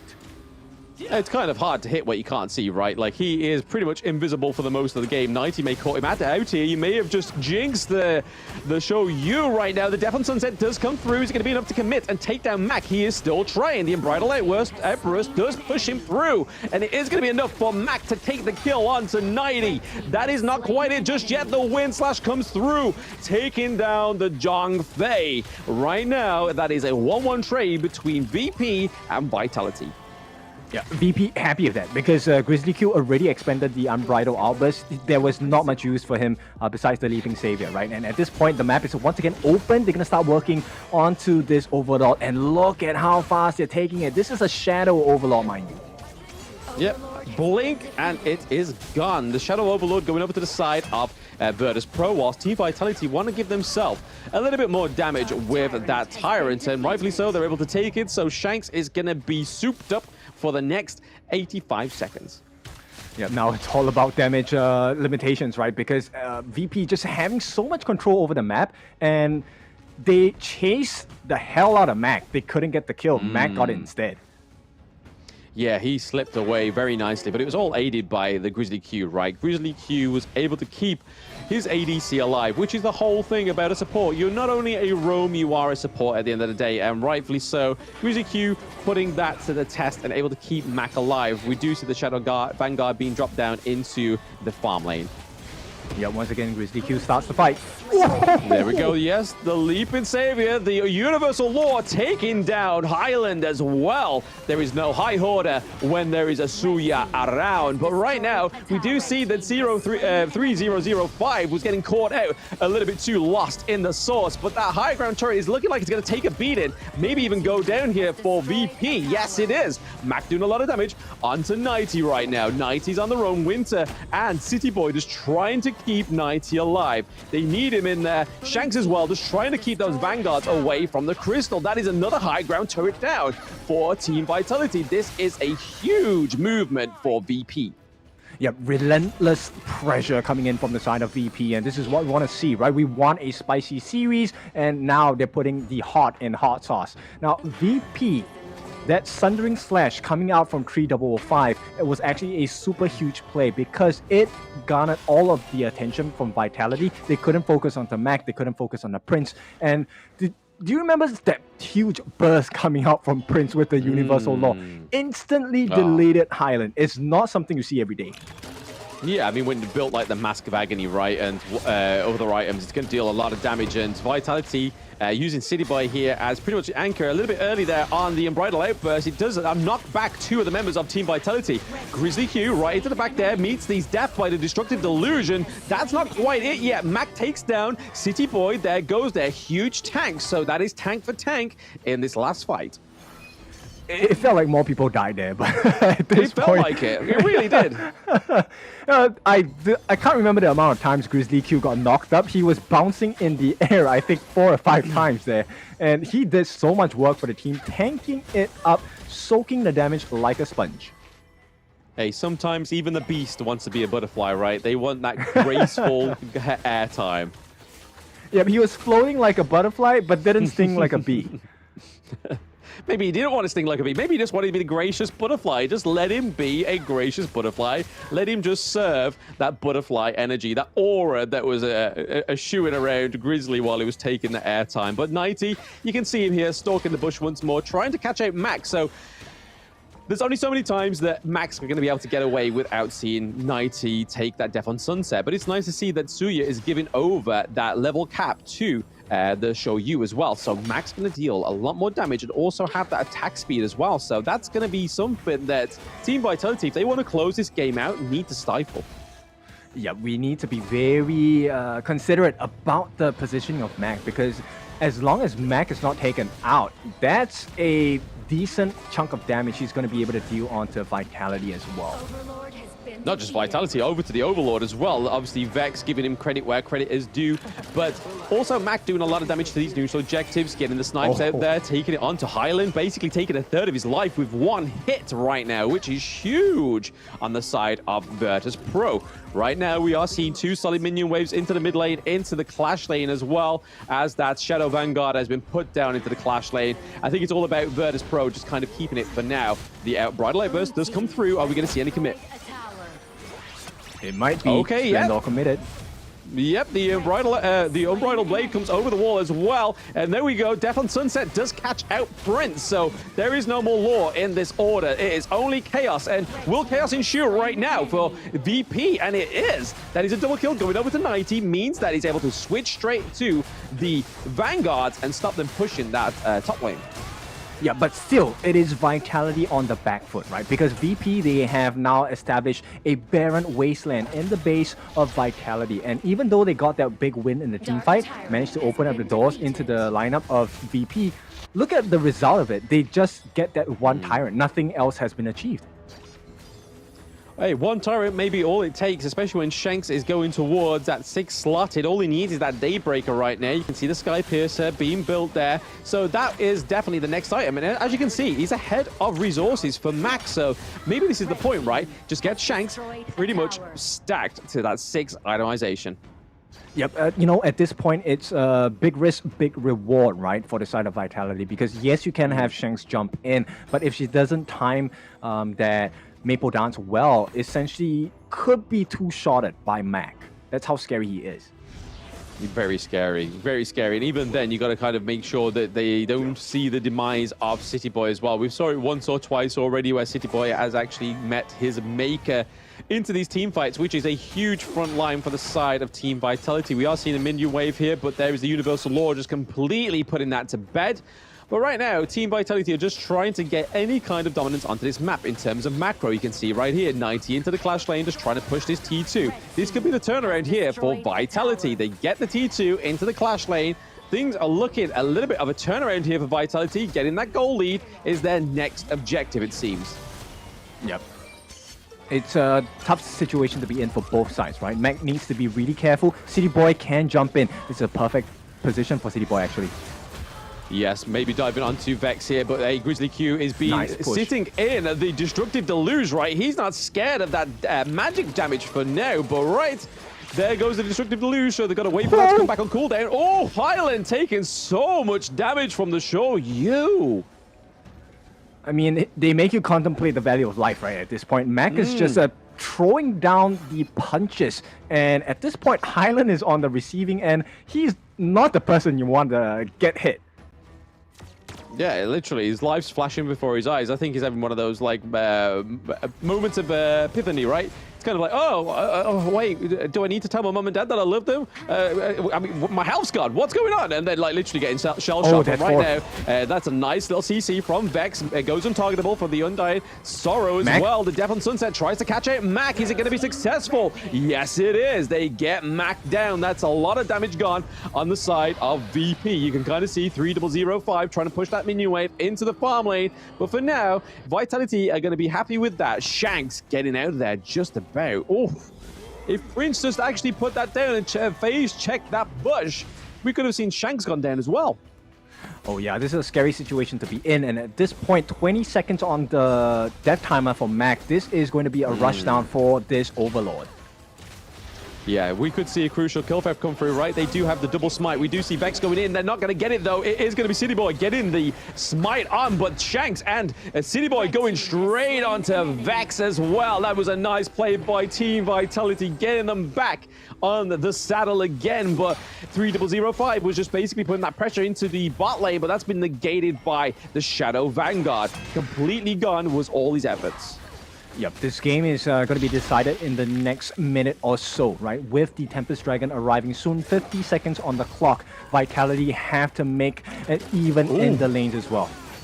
Winter taking shots here, left, right, and center, but like you said there, Kin, it is getting to that 20-minute mark. This is exactly what happened against their games yesterday. VP was able to make sure that they could take Vitality to the 20-minute mark, but it was actually Vitality that was able to close out the game once more. But this is really putting Vitality to their stretches, right? With VP getting them all the way to the 20-minute mark is really showing that VP have some promise. Right-hand side of the map, Mac might be getting caught out by Shanks here if he makes a wrong step. Yeah, he's got to make sure he keeps that positioning perfectly for him because, like you say, Shanks is playing on that side. He knows if Mac shows himself, he's going to be there within a moment. But right now, Tempest Dragon is up. They've got them pushed to the high ground turrets. The only thing that's going in favor for the side of VP is the fact that they have high ground turrets and Vitality do not. That actually is a very big advantage, right? Because once the dust settles, once again, Vitality are on the back foot. They can't play the waiting game. They have to make something happen. And it looks like they might want to rush this down. Yeah, they do have to make things happen here right now. The Tempest Dragon is going down very, very fast. Zhang Fei looking to try and scope it out. He's able to. Grizzly Q taking a lot of damage as well, making sure he's getting out of there, but it's still, they're keeping the Tempest Dragon pressure on. Vex is getting taken onto the back lane. There is a lot of pressure. There goes the Tempest Dragon for the side of Team Vitality. And there goes Mac as well. And then we see the Sage Sanctuary come off of Grizzly Q. He is going to go down once more. That is a 5v3 as we see the end game almost getting concluded. Yeah, Vitality, they tear them a new one, and they're looking to close the series here. VP on the cusp of defeat. Yes, we see the high ground choice being blazed down by 90 as well. The time lapse does come through to try and keep them in there and zone them out as Team Vitality is going in with the win slash, getting the double knock up onto the Hue1, onto Suya as well. Even though they managed to take them to the 20-minute mark, we are seeing a dominant Team Vitality take a 2-0 now over Virtus.pro, meaning that they are going to be the EMEA Play-ins champions. Well done to Vitality. They have lived up to the expectations. They have lifted the crown. 24,000 pretty much in the bag for the side of Vitality. Now, of course, with that being said, this was a huge game from VP Virtus.pro. What a performance. Unfortunately, that's going to be the last performance that they're going to put up in this competition. Next game, we'll be looking at Vitality going up against Major Pride. But let's not get ahead of ourselves. Let's talk about this game. Blam, what did it for you in this game? I mean, Mac on the Showdown, right, was fantastic. Being able to deal a lot of damage into the back line, basically making Highland second guess every decision, every position in where he was. We saw Mac just lay down those bullets and take pretty much like 2/3 of their health, right? It was huge amounts of damage being put over to the side of Team Vitality. But I have to say, though, Virtus.pro, even though they haven't been on the global stage yet, have managed to get this much out of Team Vitality. And I have to say, for them being such a fresh face to the scene and already repeating this much of a competition towards Team Vitality is very promising for this team's future. Yep, they were squeezing every little bit of potential out from Vitality, right? This was a big game, and once again, credits to City Boy because he was tanking through it all. But I think the real maker and the demise giver of this side of Vitality was 90, always jumping onto the backlines as well. He dealt 21.7% of the hero's damage across the VP, not the highest, but he made the most impact because he got Mac on the chopping block.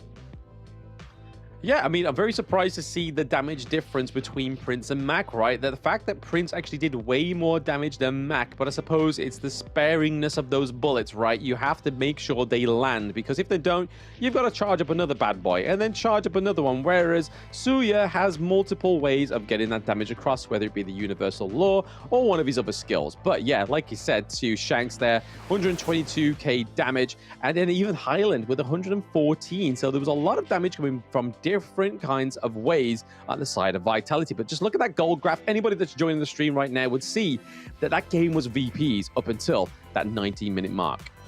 Yep, it's when City Boy hit that marker, right? It's also when 90 hit that marker. The early game was a torture for the side of Vitality because nobody could handle Mac. Nobody could reach Mac as well. And at the same time, very good godlike plays coming out from 3005, using the Sundering Slash, using a Blade Flurry as well to really just make life difficult and reposition, displace them from the winning placements in the fight. And once they hit the strides where they could tank through the damage, that's where the game really turned around for the side of Vitality. Oh, massively, right? This was a VP game through and through, like all the way up until that 19-minute mark where they started to come back, when they were pretty much pushed to their limit on the side of Team Vitality. That's when they kind of clapped back. And this is the narrative that's being built around these two teams, right? Is that VP can take them to the edge, but Vitality can always climb up and drag them back down. So it's going to be going forward in these future tournaments, seeing how VP can finally get the one over on Team Vitality. And right now, I'm super duper excited for the future of this feud. Oh yeah, for sure. At the same time, super excited to see how Vitality will play in for the group stages of the Kings Championship 2024. Now, this has been a good highlight reel, but we'll take a look at the MVP 90. Rightly so as well. He was the main maker on the side of VP. He made their life so difficult. Mac was feeling safe throughout the entire game, but when 90 says 90 night, it is time to go to sleep. Yes, he will put that Mac to sleep. And to be honest, I think it's all down to 90 in this game, right? Getting that victory is only because Elaine was able to get on top of the Showdown. If it wasn't for the Elaine, he would have been guessing which bush he was in, how to get out, how to dive directly on the top of the Showdown. But for that one, the Elaine was a perfect pick, right? So, hey, teams going forward, if you see a Showdown being drafted and you don't have your Clash lane, go for the Elaine. And that's right. I'm expecting a lot of Sawyers to come out in my ranked games later, but it's fine. We'll see. You know, it really is the player, not the hero. And based on what's happening, it is going to be congratulations to Vitality. In the meantime, they have one more game up. But before we get to that, let's take a short break. When we're back, it's time to see Vitality put the game up against Major Pride.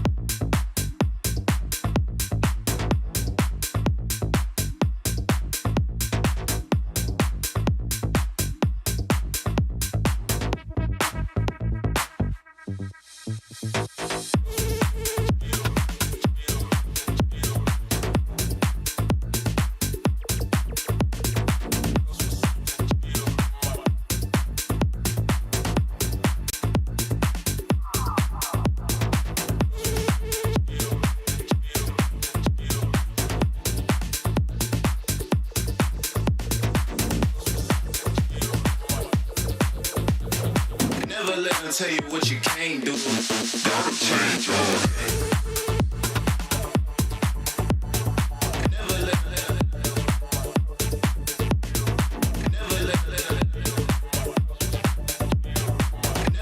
Tell you what you can't do.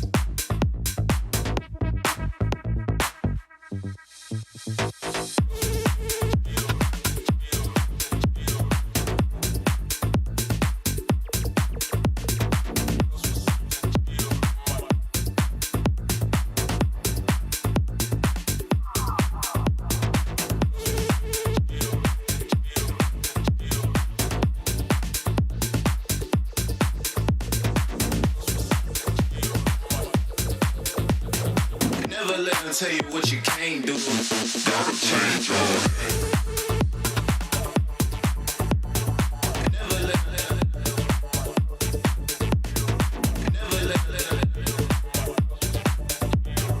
Never let them tell you what you can't do.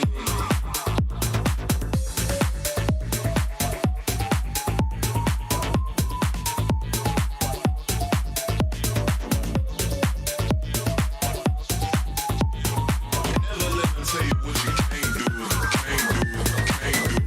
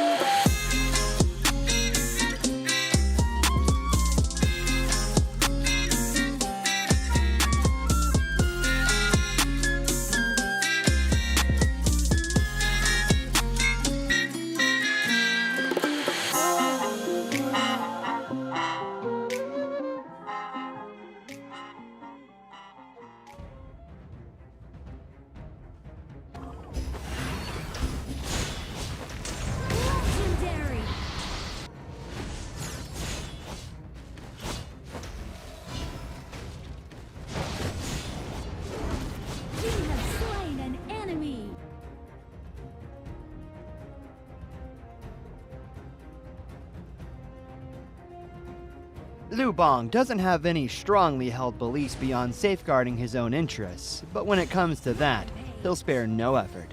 This is his passive skill, which automatically grants him a stack of mark every second. At a certain number of marks, he gains an enhanced basic attack. This is his main damage skill. It enables a shield that deals damage to nearby enemies either when it expires or when he manually disables it. His skill 2 provides movement and crowd control, letting him charge forward to damage and stun enemies in his path. Liu Bang's ultimate is a teleportation skill. It provides the selected teammate with a shield and after a short delay, teleports him to the teammate, restoring health to teammates within range. Upon arriving, Liu Bang also gains an extra movement speed bonus. Notably, the longer he channels for, the stronger the shield and the greater the magical damage dealt by the teleportation. This combo is great for protecting teammates that are being overwhelmed. First, select a teammate to provide them with a shield. As he starts channeling his ultimate, activate skill 1 and wait for the channeling to finish, or tap the ultimate again to teleport.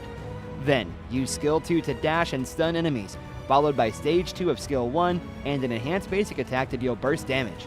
This combo is mainly used to protect your team's carry. It utilizes the ultimate shield and magical damage to help teammates block fatal damage and gives them an opportunity to counterattack. Note that stage 2 of the ultimate can be used flexibly depending on the situation of the battle, though it is most often used to provide emergency support or to retreat from combat. At the start of a match, Liu Bang can choose to clear his lane with skill 1. After unlocking his ultimate at level 4, he can clear the clash lane first, then teleport to teammates to help them. Since his ultimate lets him travel fast, he can take the time to clear minion waves before teleporting to a teammate. This puts pressure on the enemy in the lane, while at the same time building a numerical advantage in teamfights. He can also let teammates initiate fights and use his ultimate to provide them a shield, then jump in to absorb damage and take out enemies with help from the carry.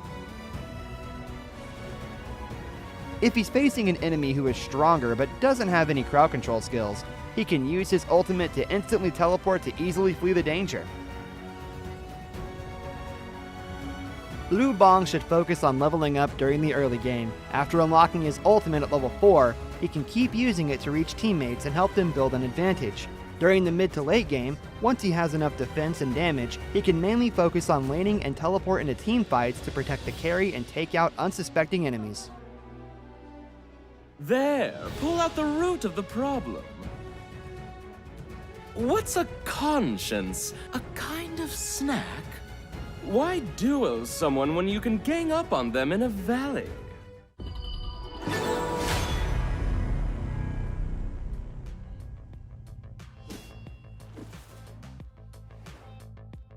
Welcome back into the Honor of Kings Championship EMEA play-ins. It is going to be the last series of the day. It is your favorite kind of tofu, Kindofu, and with me today is Blam. How we doing?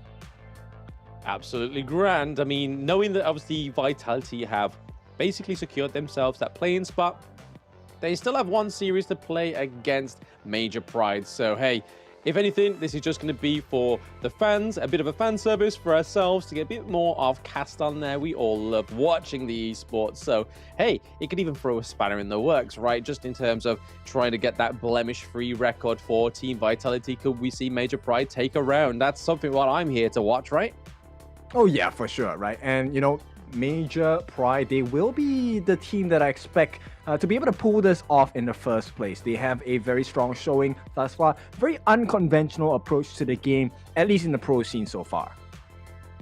Yes, definitely.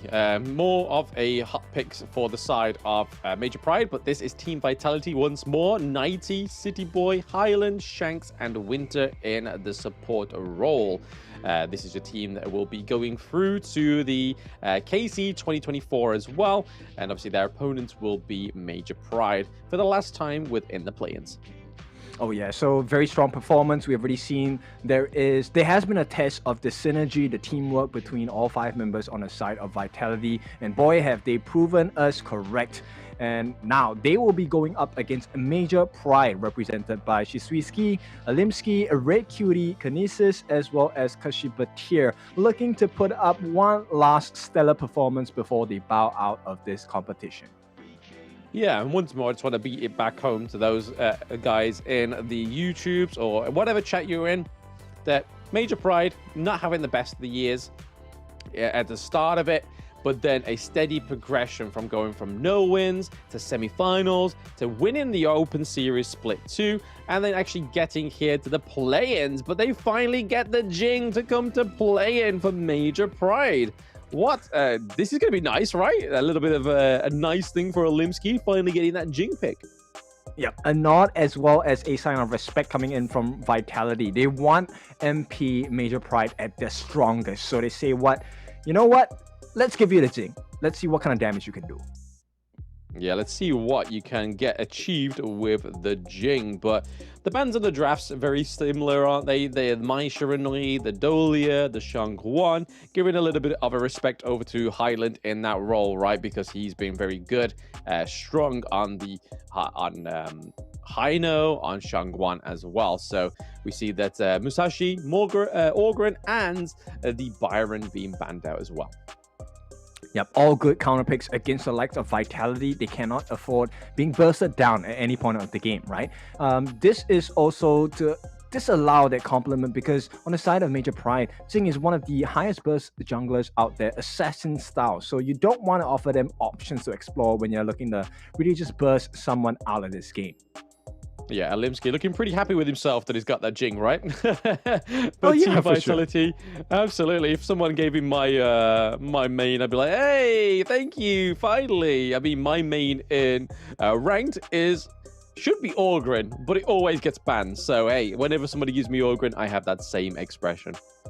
Yep, that's right. They're going to conclude the drafts now with the ban on the Lady Zhen, as well as the Sun Bin coming in for the side of Major Pride. So a little less disruptions available for both sides.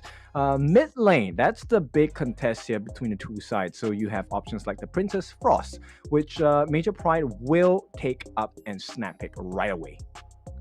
Yes, so that leaves pretty much the Haino open for the side of Team Vitality, whether they will go for it for Highland. But right now, we could see the Hue1 actually flex into the mid lane if he really wanted to, right? See if they can pick up something else within that jungle. We still have the likes of the Monkey open. We have Kaiser, Dune open as well. So there's plenty here to be sought for on the side of Team Vitality. But in terms of support, it's going to be interesting to see if they go for the Taiyan or they go for something a little different into the support role.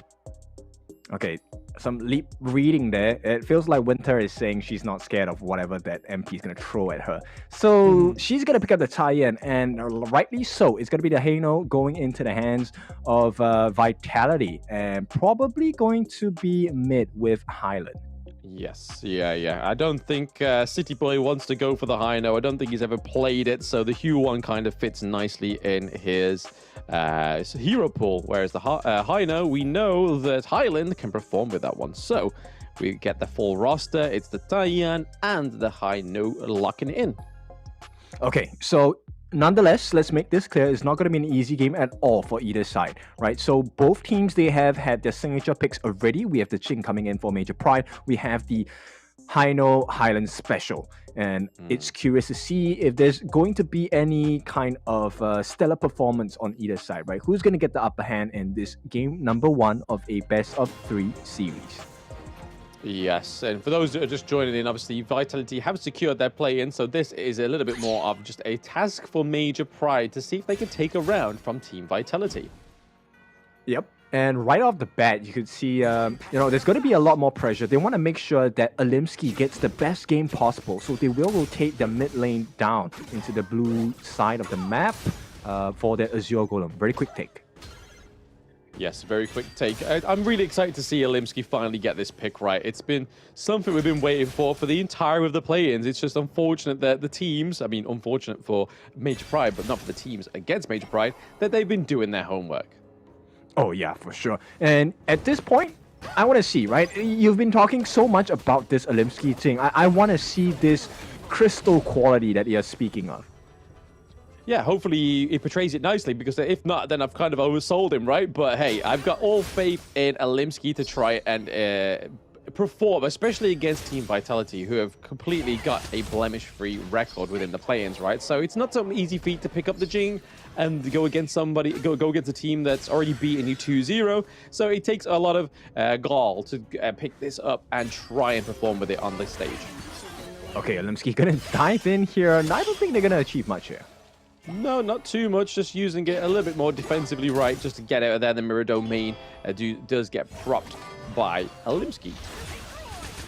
Okay, so simple wave clear. I think it's really about giving as much EXP, as much gold possible for Alimsky. He needs to have that level advantage going up against City Boy, because City Boy's farming speed is quite fast as well. Oh yeah, super duper fast. Like, we've seen that City Boy is able to match those most aggressive junglers, right? So City Boy really put in the jungle to test, and on the Hue1 is able to clear a lot faster than most junglers can. But currently, Limsky just a little bit ahead of that XP there. He went level 5 first before City Boy. Potential engage here into the mid lane. We need to see that, please. The mirror domain does come through. A little bit of damage going over to Taiyan, but not actually hitting Shanks. So that's where we want to be kind of hitting, right? Taking out the Taiyan, so there's no healing for Shanks, and then try and deal with Shanks afterwards. But I feel like Kashipatir on the Zhang Fei is a good way to split these two apart, right? Because you don't want to be giving the healing over to Shanks whilst you're trying to whittle down Taiyan, because by the time that happens, Shanks could be in a healthy state, and you could be not at your best. Oh yeah, for sure. In fact, actually, I think it's a big worry for me on the side of Winter, right? She does have heals, but the burst potential coming out from Alimsky might be a little too much for Winter to handle, maybe at the mid game. Yeah, maybe in the mid game when we start to see Ali get those itemizations up, not quite building that Doomsday just yet, but you can kind of see that that is being brewed up for now on the side of Major Pride, Kinesis that is. But right now we're seeing a little bit of a tit-for-tat in the games, right? This is mainly like Vitality's MO. They like to put a lot of focus into this farm lane. Yeah, very good play coming in. This is a signature Vitality invasion, right? They want to make sure that, hey, we put as much pressure. Hopefully, we get the advantage. We get that first T1 for our side. That's going to buff up our gold, going to give us a little bit more EXP as well. Yeah, hoping for not any of those 6-minute matches, right? Like we saw yesterday between Team Vitality and Major Pride, because that was a fast rundown for Major Pride, right? Just the able to get them all the way to their crystal just by opening up that side lane. Yep, I doubt that's going to happen, at least for this match, right? Because right now, Major Pride, they're holding their own against the likes of Vitality. We haven't seen a lot of aggression come out from the Vitality side just yet. No, yeah, looking for going over to the neutral objective. Does go over to the side of Team Vitality, but Jin coming through with the Mirror Domain onto the side of Vitality as well. Shanks taking a lot of damage from Kinesis. Into the back is High No Blood. First blood is spilled for Major Pride. Alimsky getting the kill onto Highland.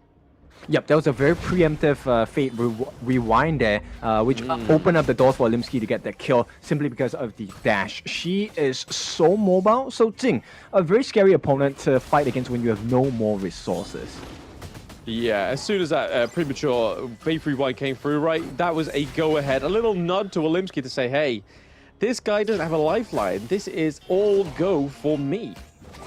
Yeah, and rewarding themselves with the itemization. Axe of Torment already in the hands of this Jing. That's a pretty fast Axe of Torment, 5 minutes in, based on the professional game timing. Yeah, I mean, it's right. Going into the squishy heroes on the side of Team Vitality, getting that Axe of Torment is going to make it a lot easier for Alimsky to try and pick off these members of Team Vitality. But right now, they are ever so ahead with the gold lead on the side of Major Pride. Let's see what Team Vitality can do going into this almost 6 minutes. Yeah, so no one's going to touch the Overlord at this point, 5.5 minutes in. Like you said, it's a small lead, right? I wouldn't say it's a considerable lead, a small lead for the side of Major Pride, but this could all change. The rotations are coming down. Yes, absolutely. We do see City Boy and Highland going in for the rotation there. We do see the teleport mechanic was being thought of there on the side of Major Pride, but this is like, hey, let's just scare them away from that T1 in the bot lane, because we know if they don't get scared, they will take it. Yep, and 90, signature move, hiding in the bush. He is one member you do not want to get caught out by. Yeah, definitely a learning lesson for Virtus.pro, right? That face check with your face when 90's in that bush is probably going to end up with a 99 from 90, making sure you go to sleep. But Highland and Red just trading a few blows here and there. Those scepters are deadly on the side of Team Vitality. Okay, so while Major Pride have a small lead in terms of gold, right? I still have really big concerns coming in for Red Cutie because this is a lineup that is pretty mobile as well. I don't think it's going to be an easy game for Red Cutie at all. Oh no, he's basically there for zoning. But speaking of easy fights, it's not going to be this one just yet. The mirror domain does come through onto Highland. We do see that the Faith Recall was being used very early on just to get out of that mirror domain. So nicely played by Highland. Yep, and I think they are putting a lot of confidence into Winter as well as the tankiness of a City Boy, right? So they're actually going a little bit more aggressive onto Highland's build here. Mask of Agony first instead of the standard defensive structures like the Blazing Cape or even the Holy Grail, right? To help with the MP regeneration. Oh, here we go. Alimsky. Okay, Alimsky going in onto Highland, not able to actually get too far into the backline there because we see that City Boy denies the access onto his teammate, right? If he wasn't there, if City Boy didn't come to the rescue, Highland would have been down 0-2. Yep, and you can see the rotations on the side of Major Pride, right? They are taking so good care of this Azure Golem. They want to make sure that Alimsky is not threatened in the jungle. And this is a small change to their game style, but I think it's working out really well. 90. Yes, almost getting caught out here in a 2v1. It is 90. The mirror domain does come through, but there is the death on Sunset. The truth mantra just keeps them away, though. So nobody falling into the clash lane on the side of Team Vitality. Rightly so. They're still behind in the gold, right? They aren't able to get any kills on the board just yet. But it's down to City Boy. It's down to Shanks to get those itemizations, to get those buffs, giving over the Crimson Golem to Shanks. Yeah, it's kind of interesting because he's keeping pace against the R lead being played by Kinesis. And in fact, he has a very slight lead as of just now. Yeah, ever so slightly. They're going for the second neutral objective for themselves on the side of Team Vitality. Oh, it does get denied, though, by Major Pride. They're able to take that crucial kill theft. Not quite qualifying for one just yet, but hey, here's Jin going straight in onto Taiyan, and it's going to be Kinesis picking up the kill. The second blood for Major Pride. Yep, and my realizations and fears have been realized here because that's what I'm talking about. Alimsky, if you give him the lead, Winter is not going to have a good time. And when Winter is down, you're caught in between a rock and a hard place on the side of Vitality. Yeah, it gives Shanks less of a lifeline, right? Yes, he still has the infinite vastness, but he doesn't have that constant healing from the Taiyan. But right now, Major Pride up by around about 2k gold, but we've seen this time and time again with Team Vitality. They play from behind, but they're able to come back. They're able to just jump up from that edge and pull their opponents down. Right now, 90 catching Fatir in that bush. But is it going to be enough damage? Not quite yet, but Jin gets the kill onto Shanks out of the Observer's peripheral there, which was really nice. This is Alimsky really showing why that Jin hasn't been coming through in this play-ins. Yep, so far, absolute perfect performance coming in from Alimsky. And now we know why, right? Why it's consistently banned out. And I like the fact that Vitality wants to give it a try. And so far, not the best appetizer they've tasted in a while.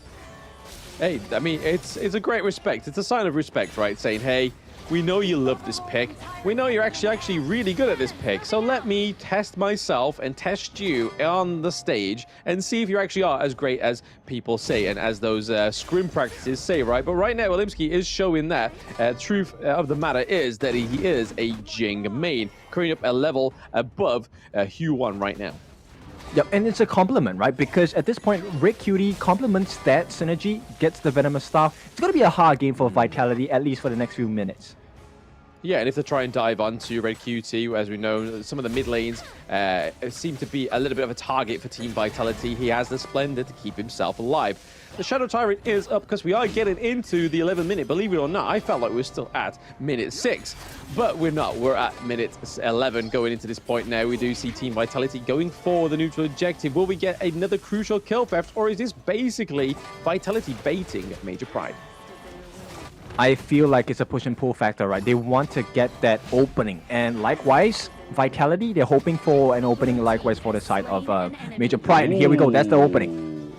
Yes, we did see a bit of an off-cam kill there for 90, taking down Kinesis, which really puts them in a handicap for this neutral objective on the side of Vitality. Right now, they do get the stunning onto Shizuki, but Shizuki goes into the backline there with the death on Sunset coming through as well. Mirror Domain also doing a lot of damage, but City Boy is committed. 90 into the backline there as well, looking to get a kill onto Limsky, but it's not Limsky that falls. It's going to be a double kill going over to Shanks on the side of Team Vitality. Yeah, big win. It is an even kill score, but it's not going to be an even goal score in a bit. T1 now being threatened by the side of Vitality. They should take this with ease, and right now they're going to even out a little bit of the map control. Yes, again, like we said earlier, this is classical Team Vitality. They play from behind, but then they get ahead with these great team fights. 90 with such a great flank from the back line, taking down Kashi Batir, but not taking down Olimsky, which was, you could see in his eyes, was the real target. Yeah, and this was all credits to Highland as well. He was the main peeler for the team. Take a look at the build now. Insatiable Tomb with the top Twilight Stream, as well as the Mask of Agony. You don't want to take consistent hits from Highland, because when you do, and you get the lockdown from 90, it's game over, man, for the side of Major Pride. And even with Shanks, right, he's built the Starbreaker as well as the Eternity Blade, as well as the Master Sword. So a lot of damage going through, and it looks like Siegebreaker being that next item for him. So we've seen this time and time again on Shanks that he gets those itemizations, he gets the damage, he gets everything delivered for you. But T1 down into the Clash lane as well, thanks to 90. That is all T1s on the side of Major Pride now down, and the same for the T2 into the Clash lane. 90 wasn't as happy. Just with one turret, he gets two. Yep, it's a big swing. They get the catch as well. Yes, with a swift exit, Olimsky actually falls down for the first time in this match. He is level 15, so he is far ahead of most of the players on the Gorge right now. But hey, down goes another T2. Vitality have shown respect, but now they are showing discipline.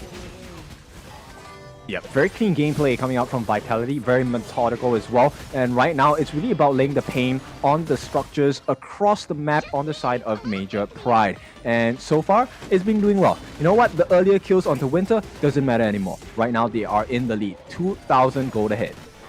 It doesn't, and I think this is kind of like the beauty of the Taiyang pick, right? It's like, no matter how many times you kill her, she's still going to always give out that base level of healing, which is her main function, right? Is just to heal your team and just keep them sustainable within these team fights. So she's not missing out on much here with Winter falling, but it just means that it's going to be effective even if you take her out. It just means that she comes back, she's still able to do that same job. Yep. In fact, the more damage she soaks, the better, because that means that's more lifelines given to the side of Shanks, that's more lifelines given to the side of Highland, and especially 90, because they will be the ones responsible for setting the stage against the likes of Major Pride. And boy, have they done that well. Yeah, 90 really having a target on the back of Olimsky for this latter part of the game, right? Just constantly waiting for Olimsky to make the most overstep that he can, and then punish him for it with the Truth Manchas and the likes of. But the high ground turrets here looking a bit battered on the side of Major Pride. We are seeing that Shanks is doing a lot of damage now, so we must have that siege breaker up as well. The Vanguards are coming through to that farm lane, and Kashi Batir just taking shots here and there, and absolutely doing a lot of damage now is Shanks. We do see Olimsky trying to find out and take down the Vanguard in the mid lane, able to do that, but the Shadow Vanguard's still down there in the farm lane, so they've really got to try and wipe these down before Team Vitality get their way in. Yep, they're going to beeline for the top tower here, tier 3 being threatened as well. I think it should be quick and easy work for the side of Major Pride here, but they might lose the T3. Here comes the ride in the wind. That's going to be a killing blow towards that structure on the top. So right now, it's 2 lanes of open Mega Minions going to be marching down for the next few minutes. Yes, the Mega Minions on the side of Team Vitality just going to put that much more pressure onto the side of Major Pride. They're already down by around about 3.4k gold, which they were ahead for around about 2k for a long time, but this is just classical Team Vitality, play from behind, then play right ahead. They get the Shadow Tyrant for their side. That's a lot of damage coming over to the side of Team Vitality. Shank's going to be able to do way more damage now, as you can see. That gets taken onto Shizuki and Olimsky, but down goes Kashi Bartir as well once more. Zhang Fei falls, which is going to be a huge detriment to the side of Major Pride right now. They don't have the front line. All they have is those squishy heroes. The only thing they can really do to zone out the side of Team Vitality and keep them away is that Winter is coming from Red QT, but they're just waiting for the minions. Nighty is walking them and escorting them to that crystal. Needs to do a bit of work into the clash lane, but with one cannon minion, can they make this a dream for Team Vitality? Well, a dream is all they have on the side of Vitality, but it's going to become a reality in the next couple of waves here. Yes, we did see the Miracle Domain come through, trying to take down Shanks, but it's not going to be enough for Olimsky. That is a crucial crowd control coming through from City Boy, but that from now is game one, taken to Team Vitality against Major Pride. Smooth, I like the confidence, and of course that earlier confidence coming in from Winter. The deaths don't mean nothing to her at this point because she's just going to provide the heals, provide the space. City Boy is going to provide all the tank. That's it. Give all the limelight over to those really hard-hitting heroes like the Lung, like the Dharma, as well as the Huan, and obviously the Haino. But that was a solid solid play there from Major Pride at the beginning part of the game because they were given the reins to let loose. But unfortunately, it was Team Vitality reining them in towards the end as they were able to take that 1-0 victory so far. But you can kind of see here that Shanks on this Lung, no matter what he gives Shanks, right, he is a good farm laner. Yeah. 13,000 in the bank. He was one of the fastest earners in the team as well. Everything funneled into Shanks' hands, and boy, did it make the difference, right? The Flaming Palms, the riding the wind, everything hurt on the side of Major Pride. And of course, Vitality putting 90 to do his best work, especially against Olimsky. This is one of the risks of taking a Jing. She offers good burst, but she has she's susceptible to being bursted down as well. Yeah, she comes with expiry date, right? She has the great early game, has the good mid game, but then towards the late game, when you see Shanks come through with the Haino as well, dealing that 103k, dealing the 100k damage, as well as City Boy as well. We have 3 boys, men, in the over 100k club when it comes to damage dealt. And when it comes to Jing being such a glass cannon, it's hard to kind of get around that, right? Yeah, so the 8,000 gold lead, of course, really secured by the side of Vitality. It wasn't the cleanest game, once again, right? There was a significant lead for the side of Major Pride. But once Vitality hit the strides, you know it's not going to be an easy game at all.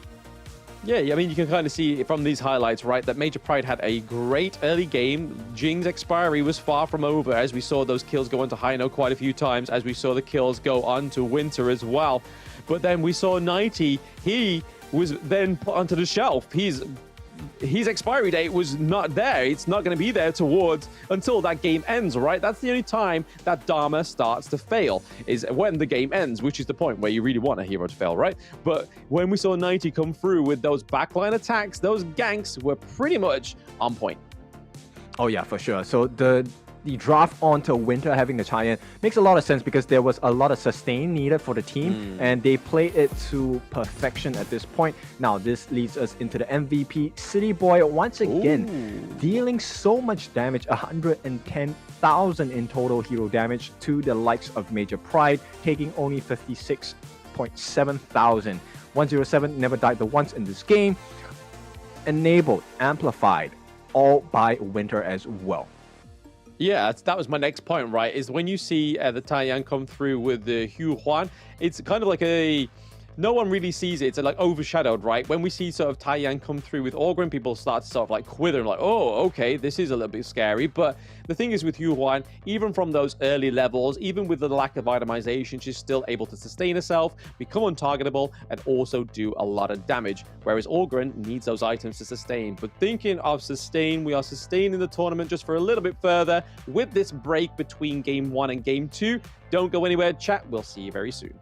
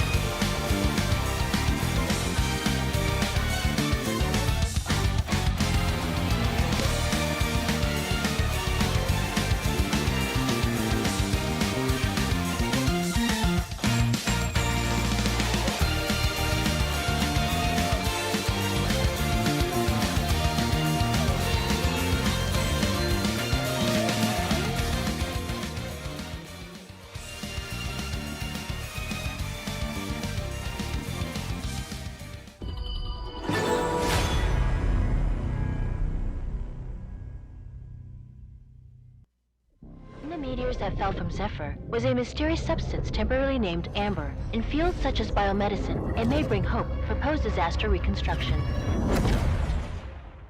The possibility that they're still alive is practically zero. This is our only chance to save them.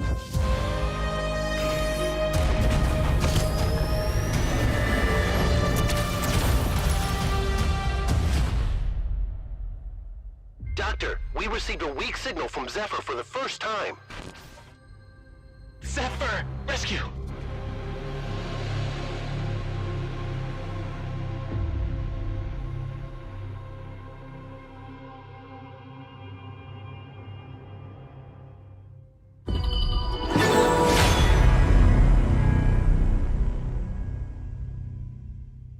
Esports, and they get what they want. Snow caught in the middle of 4 once again, and here comes the Infinite Vastness aggressively, and at this point it is a 1-by-1 they fall.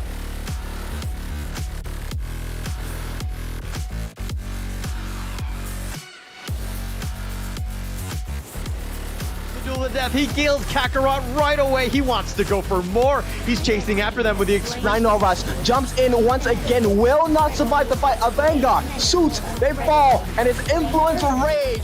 So okay, caught in the middle of 4. 5 is all of Fearless Esports, and they get what they want. Snow caught in the middle. Side of Chaos, and down goes a John Fay. So there is the backbone. We could still see a steal here. Who's it going to go over to? It does go over to the side.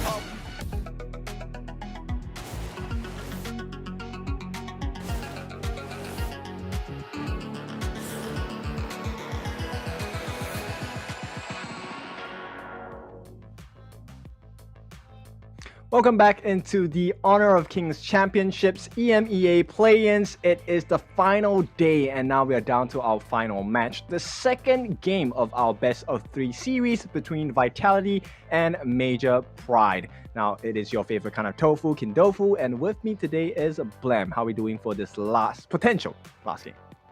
Potential last game, but are they going to give the reins over to Major Pride even more in this game too? Because we saw in game 1, right, that they were able to kind of give a little bit of a respect and say, hey, we gave you the Jing pick, but we also give you the early game. But in classic Team Vitality fashion, they kind of come back even though they're on the behind. And right now, you kind of see Major Pride struggling, right? We were saying in the post analytics of the game that even though Olimsky got the Jing has the expiry, especially when they have Shanks on the Lung, and then they also have Highland on the Hino. So 2 high damage heroes coming through when you have a brittle glass cannon like Jing. Yeah, and I think this is also respects to the different coaches for both teams, right? At the start of the battle, it's always a battle of the minds, and Yao Yao has consistently performed as the coach of Vitality. Yes, so far. I mean, it kind of seems like it's like a little bit of a dual effort, right? It seems like Highland and Yao Yao have the kind of like the word on it, and hey, if they can get Highland to the point where it's like, hey, we don't need coach, we can do it all ourselves. I've got all the knowledge, maybe we can see what that happens there. But yes, very much loads of experience for Yao Yao. Used to be the coach, and I believe she made up the team, one team, right, within KIC 2023, and that team did exponentially well in that wildcard qualifier. So props to the coach, and it's definitely paying off for Team Vitality, right? The way they play, the way they draft is 10 times better than it was in Season 2. All right, so let's get the ball rolling. Major Pride here going to pick up that early for themselves. This time they believe it's going to be the winner, the one that allows them to take the dub against Vitality to draw this series up. Yep, so the Bennett, the Hugh won, so rightfully so. City Boy absolutely destroyed and got MVP on that. They do go for the Orgrin because it is up, and they lock in the Lady Sun for Shanks. So a little bit of a different turnaround of things. No Ali, no Lung. They're going for a bit of a change, the Lady Sun.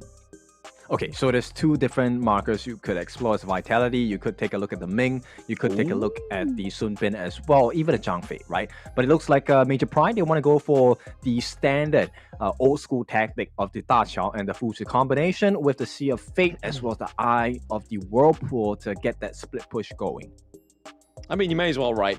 These teams, so Team Vitality would not know to ban this. They thought, you know what? They're never going to try this. And then MPL is like, hey, let's have a bit of fun with this. This is like the ultimate siege tactic. The Futsu and the Cho, but then also being able to recall anybody on your team, but then teleport them with the Eye of the Whirlpool as well. Could be really interesting here for Major Pride, and something that Team Vitality may not be that good against when it comes to the Cho and the Futsu combo. Oh yeah, for sure. And at this point, you know what? Vitality say, okay, we've seen enough of your Jing. We know of the quality. It's not going to appear in this game. Yeah, rightfully so. A bit of respect on that Jing pick because they don't want to see it come through in that early game, especially when they got the Futsu as well. I think it's a good kind of like roll into the Lady Sun, right? Because they don't have the excessive kind of like range and slipperiness of the Ali or the Lung to deal with. Whereas Lady Sun, yes, she can roll, but you can pull her back. You can lock her down with the Futsu. So they go for the Shangguan ban as well, so there's not too much of a slippery hero on the side of Team Vitality and the Dharma for 90. Oh, I like it, right? Because Dharma actually one of the main heroes that will be able to get rid of that Sea of Fate combination where they get the TP back home. At the same time, Highland with the Shangguan is going to be very painful to deal with on the side of Major Pride. But this opens up the door for the Haino and Vitality, rightly so, pick it up. Yes, the Haino once tried and tested and is pretty much always been a staple thing for Team Vitality now. We see that Highland is very capable on this pick. He can use those scepters as if they were his own sword to carry the team to victory. But Zhongfei being a solid front line for the side of Team Vitality as well. So Winter being a tank this time around rather than being a sustained healer. But the Angela coming through for Red QT is going to be a good counter to the Zhongfei, right? The anti-tankness of the Angela could shine through with that blazing brilliance. Okay, so Futsu's jungling? Potentially. Okay, I like the creativity of Major Pride. I'm just, at this point, I think it's a big risk though. He's not the easiest hero to operate at low levels. The invade might come in very strongly from Vitality. Oh, absolutely. I mean, the fact that they've drafted Orgren as well, they can make their own ways into their enemy jungle, which they've shown time and time again. But the Futsu into the jungle is going to be interesting. Let's see if this is an Olimsky classic or a special. Yeah, let's see, right? Because Sage's Might, I think late game, definitely going to be very punishing against the lineup of Team Vitality, right? If they allow that opening, they could potentially be flawed by the strong damage coming in from the side of Major Pride. Yeah, I mean, we've gone from Jing's expiry to Futsu's activation date, right? So it's going to be interesting to see how they activate the Futsu, but then also navigate it as well. But there we go, into the... Okay, the Arlie into the jungle. Arlie. Oh, wow. Okay, why not? Okay, this is a sight to see, right? So definitely going to be really interesting. Highland and Kashipatir, in fact, going to be Kashipatir swapping roles. This time, it's going to be Red Cutie taking up the mantle of the support.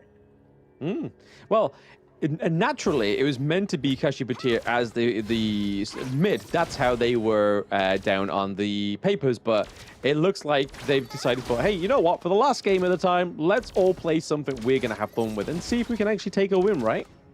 Oh yeah, this is definitely something that we've seen before, right? Even in the other play-ins as well. But it'll be interesting to see. I like the draft, the idea of the draft. Can you imagine in an early having a level lead against you? You can't really catch her in the early stages of the game because she already has a lift step, and she's gonna have a lot of pain. Oh, a lot of pain, right? A lot of pain, and there's no expiry date, right? So the Arlie gets better and better as the time goes on. And right now, you kind of see Olimsky just using the Parasol as a means of transport around the jungle. I think the only time I've ever seen the Arlie in jungle is when I didn't give a player the role that I already had, which was farm lane, and then they decided to take the Arlie in the jungle and then take my support with them as well. So that was nice. So if they're watching this game's for you. Yeah, and Olimsky already hitting level 4, gonna be matched out by City Boy as well. Curious how this first team fight will go. Oh, very curious, right? I mean, it's hard to see how they're going to pin this down. They have a lot of... Oh! Souls, so, first blood going over to Team Vitality. Nicely done by City Boy. Ah, that hurts, man, because Kinesis was so close to getting teleported back with the Sea of Fate. Just a second shy, unfortunately. It wasn't even a knockup that stopped him from the TP. It was the death that came falling down. Yes, unfortunately for the side of Major Pride, they did meet their demise a little bit too early there. Shizuki, a 90, helping himself to the enemy jungle there, just as he does, tries to get that level lead, that gold lead. Oh, kicking him about a bit. Just a bit of a slapdash, a bit of a tickle. There's a knockup from Shizuki. He's going to get the 1v1 here. Oh, back flick away. They do get the HP regen for the Mayim, but he's now on the run. And I think it's good time that Shizuki just gets out of there because City Boy was just around the corner. Yeah, we have seen outplays, right, from Mayins across the different regions as well. So it's a difficult situation to be in. But you know what? 90 was actually below in EXP. Yeah, absolutely. He was a level below, right? And he still managed to get out of that one. Actually composed himself very well in that 1v1, which you can't really say for many Clash laners going 1-to-1 with a Byron. Oh yeah, for sure. Byron is actually a very strong 1v1 laner, but against the Mayin, if you play your cards right, 90 should always have the upper hand because he's able to get that extra hit in even before Shizuki is able to kind of react. Yeah, absolutely. Very agile, very versatile hero in the Clash lane that 90 is playing, the Mayim. But for now, we're getting in almost into that 4-minute mark, right, where those neutral objectives spawn. But you can kind of see here Team Vitality ever so slightly ahead with the gold. Alimsky giving a bit of damage onto the side of City Boy. Very slippery to get out of there. Okay, so benefits going into the side of Vitality, right? They have managed to garner themselves a comfortable 1,000 gold lead so far. And it looks like the 1v1 is going to work out for the side of Shizuki here. Yeah, Shizuki getting that 1v1 kill onto the Mayim, which is going to set up this Tyrant for the side of Major Pride. The only person around here is Highland. Is he going to contest it? Probably not. He doesn't have the smite. He could have used the scepters, but no, Alimsky gets the final blow at it. But the Faith Rewind comes through. CC Immune and just keep him alive. Yep, and for the here's first time, replay. Yeah, that's how they got the 1v1. The flash play coming out by Shizuki here. Flash play, flashier plays. But to be honest, Shizuki has proven himself time and time again that he is a great Clash lane player.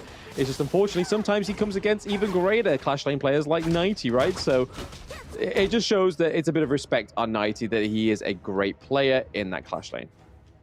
Okay, so an inkling of what's going to happen later. I'm pretty sure 90 is going to be able to find a group of the Major Pride players caught up, clumped up, and that whatever is going to make the world's difference.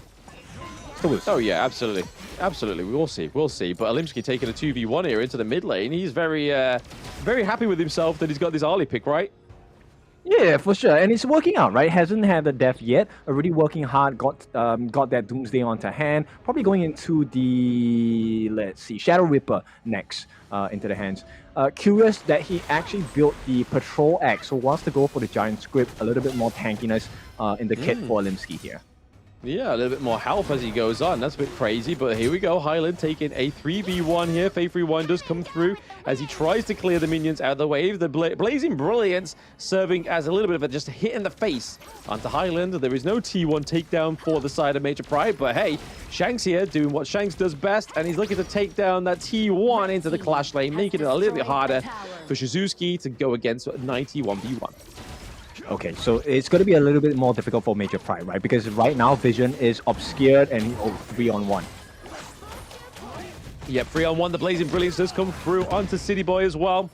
You can see 90 coming through with the slapdash, taking away Shizuki as well. We did see the Unbridled Outrage come through to try and part the ways of them, but Alimsky is able to pick off Highland once more. So Highland goes down again. That's 2-1 for Major Pride for this major unconventional hero in the jungle.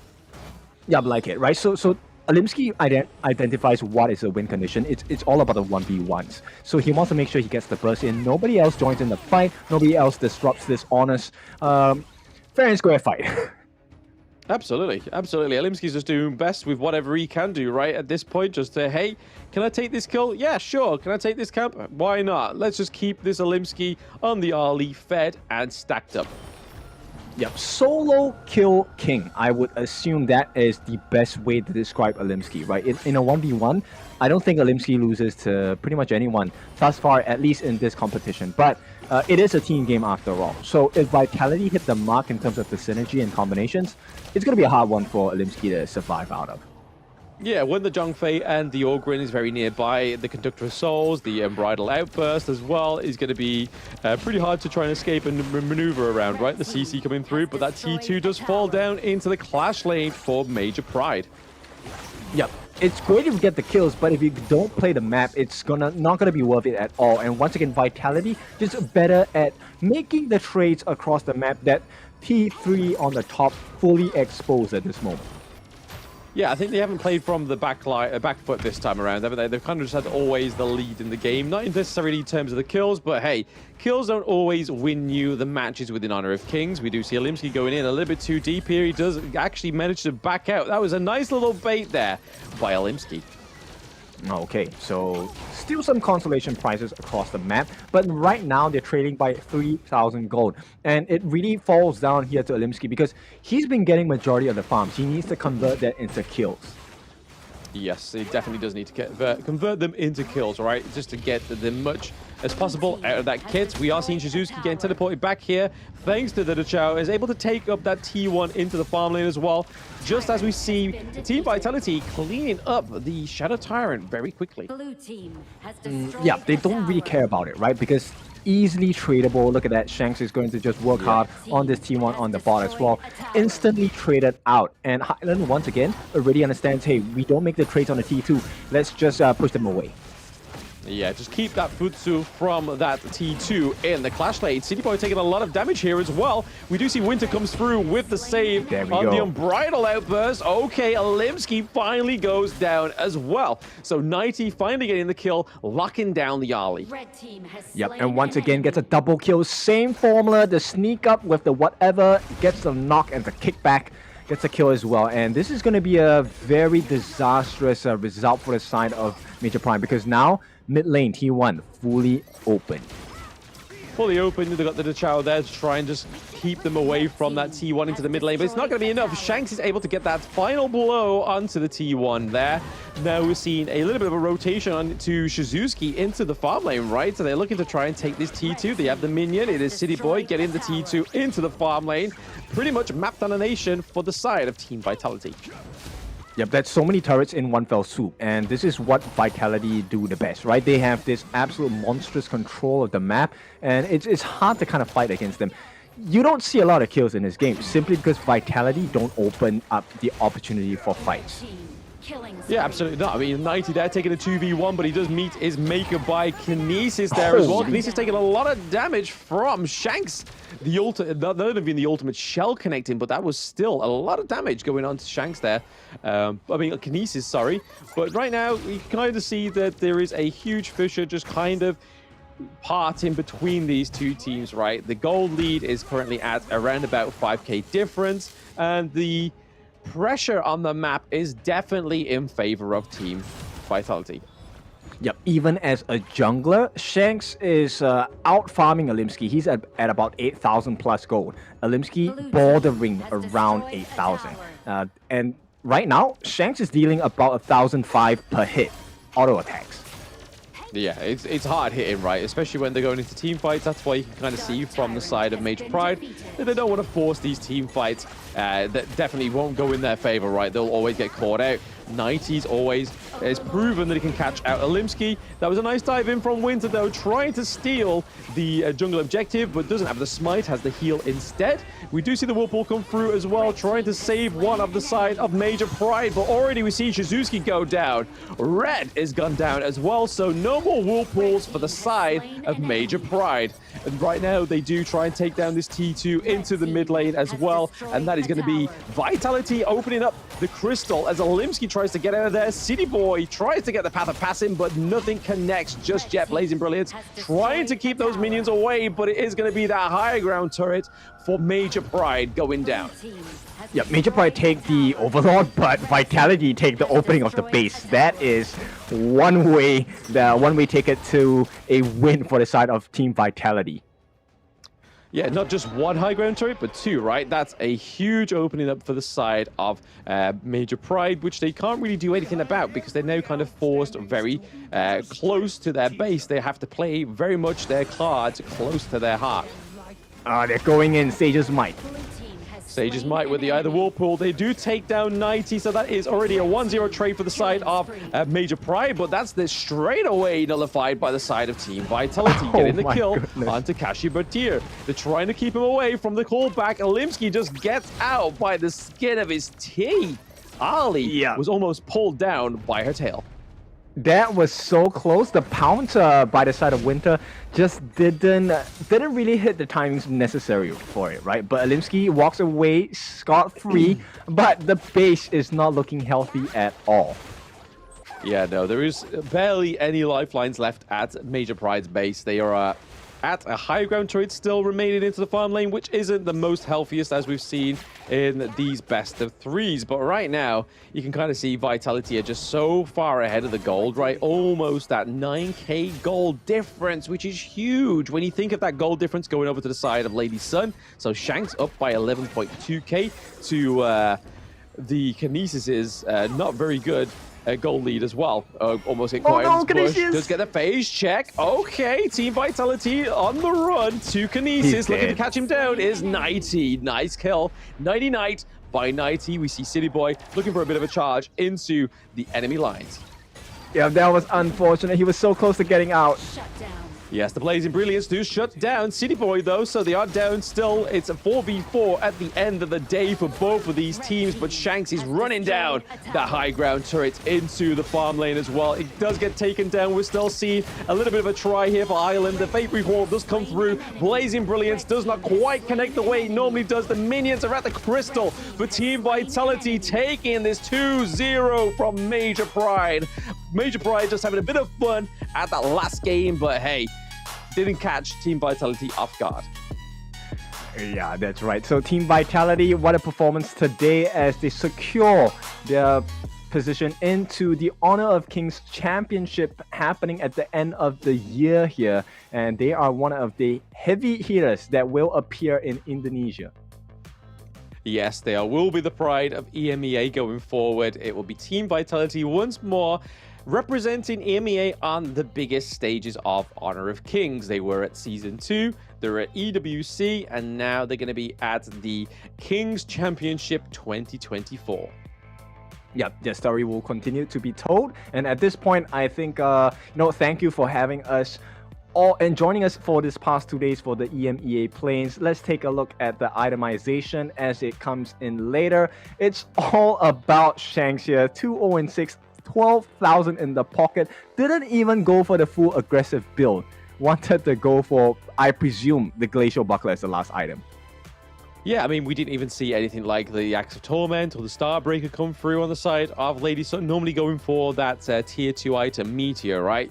But not even no signs of that. Goes straight for the Shadow Ripper into the Eternity Blade, and then obviously Daybreaker towards the end there. But not even 6 slotted and was dealing so much damage. And you can kind of see here that 52k, but then also give it over to Highland with the 85k damage dealt as well, which is pretty huge. Yep, consistently in their faces, right? And if you take a look at it, everyone took so much damage, especially Shisuiski here taking 64,000 in hero damage across the likes of Vitality in total. Yeah, so a bit of a weird pick into the jungle, right? But hey, Alimsky tried to make it work for himself, tried to have a bit of fun with this last game, but you can kind of see here from that gold graph, it was always going to be Team Vitality's game, right? Yep, a 10,000 goal lead as we go into the highlights of the game as well. It was a nice relief, I guess, taking out a little bit of the seriousness of the competition because Vitality have already secured their position. A nice kill there by Shisuiski with the Byron. But you know what? When you give so much space to the Mayin, 90, he does his best work there. He does. When you give him room to breathe, he will serve the best and deal the best result, right? It's just absolutely phenomenal for the side of Team Vitality. But right now, you can see with these highlights that it was just a bit of a fun match. Just see what they could do, see if they could pull a win from Team Vitality with just a fun draft, right? Yep, they melted Kashipatir there on that Angela. That was one of the fastest kills ever. And of course, with that being said, a couple of nice surprise kills, right? So Kashipatir returning the favor onto City Boy there, even though he was quite the tank. But end of the day, it's always the Shanks show, especially when you give him so much farm. And pair him up with players like 90, game is pretty much over. Yes, and our MVP for the last match of the day will be Highland with the 84k damage, the 2-1-4 KDA. He gets the respect he deserves. Obviously, City Boy taking quite a few of the MVPs today, but Highland taking the last on the high note, which has been a really big highlight pick for Highland. Yep, and Scepters of Fate will mean they will put their best foot forward. 8 wins in total, garnering a total of 4 points. VP put up a very strong performance in day number 1 and 2 as well, but only managing 2 points on their own. And of course, Major Prime going to end up with no points. Now, Team Vitality, welcome into the Honor of Kings Championships 2024. They are the champions of the EMEA play-ins. Yes, they've played very well there, and even with a new addition onto the team, they've done fantastically to adjust very adaptively, right? Like within such a small time, we saw Winter come in and fill those shoes in that support role. So well played to Team Vitality. They will be the EMEA representatives for the Honor of Kings Championship 2024. Right, so it's a big celebration. We have now our 3 finalists, all from the Pacifics, the Americas, and now the EMEAs as well. So as we inch a little bit closer towards that Honor of Kings Championships 2024 in Indonesia, I'm filled with so much excitement, so much anxiety at the same time, right? Because we have now told the story of 3 different regions. We will be having a lot more coming in a few days. Yeah, absolutely. So once again, from both me and Kendo Fu, thank you for having us. Thanks for watching, and thanks for being a part of the Honor of Kings global esports scene. We hope to see you at the KC 2024 Championships. But for now, it's goodbye. Have a great rest of your day.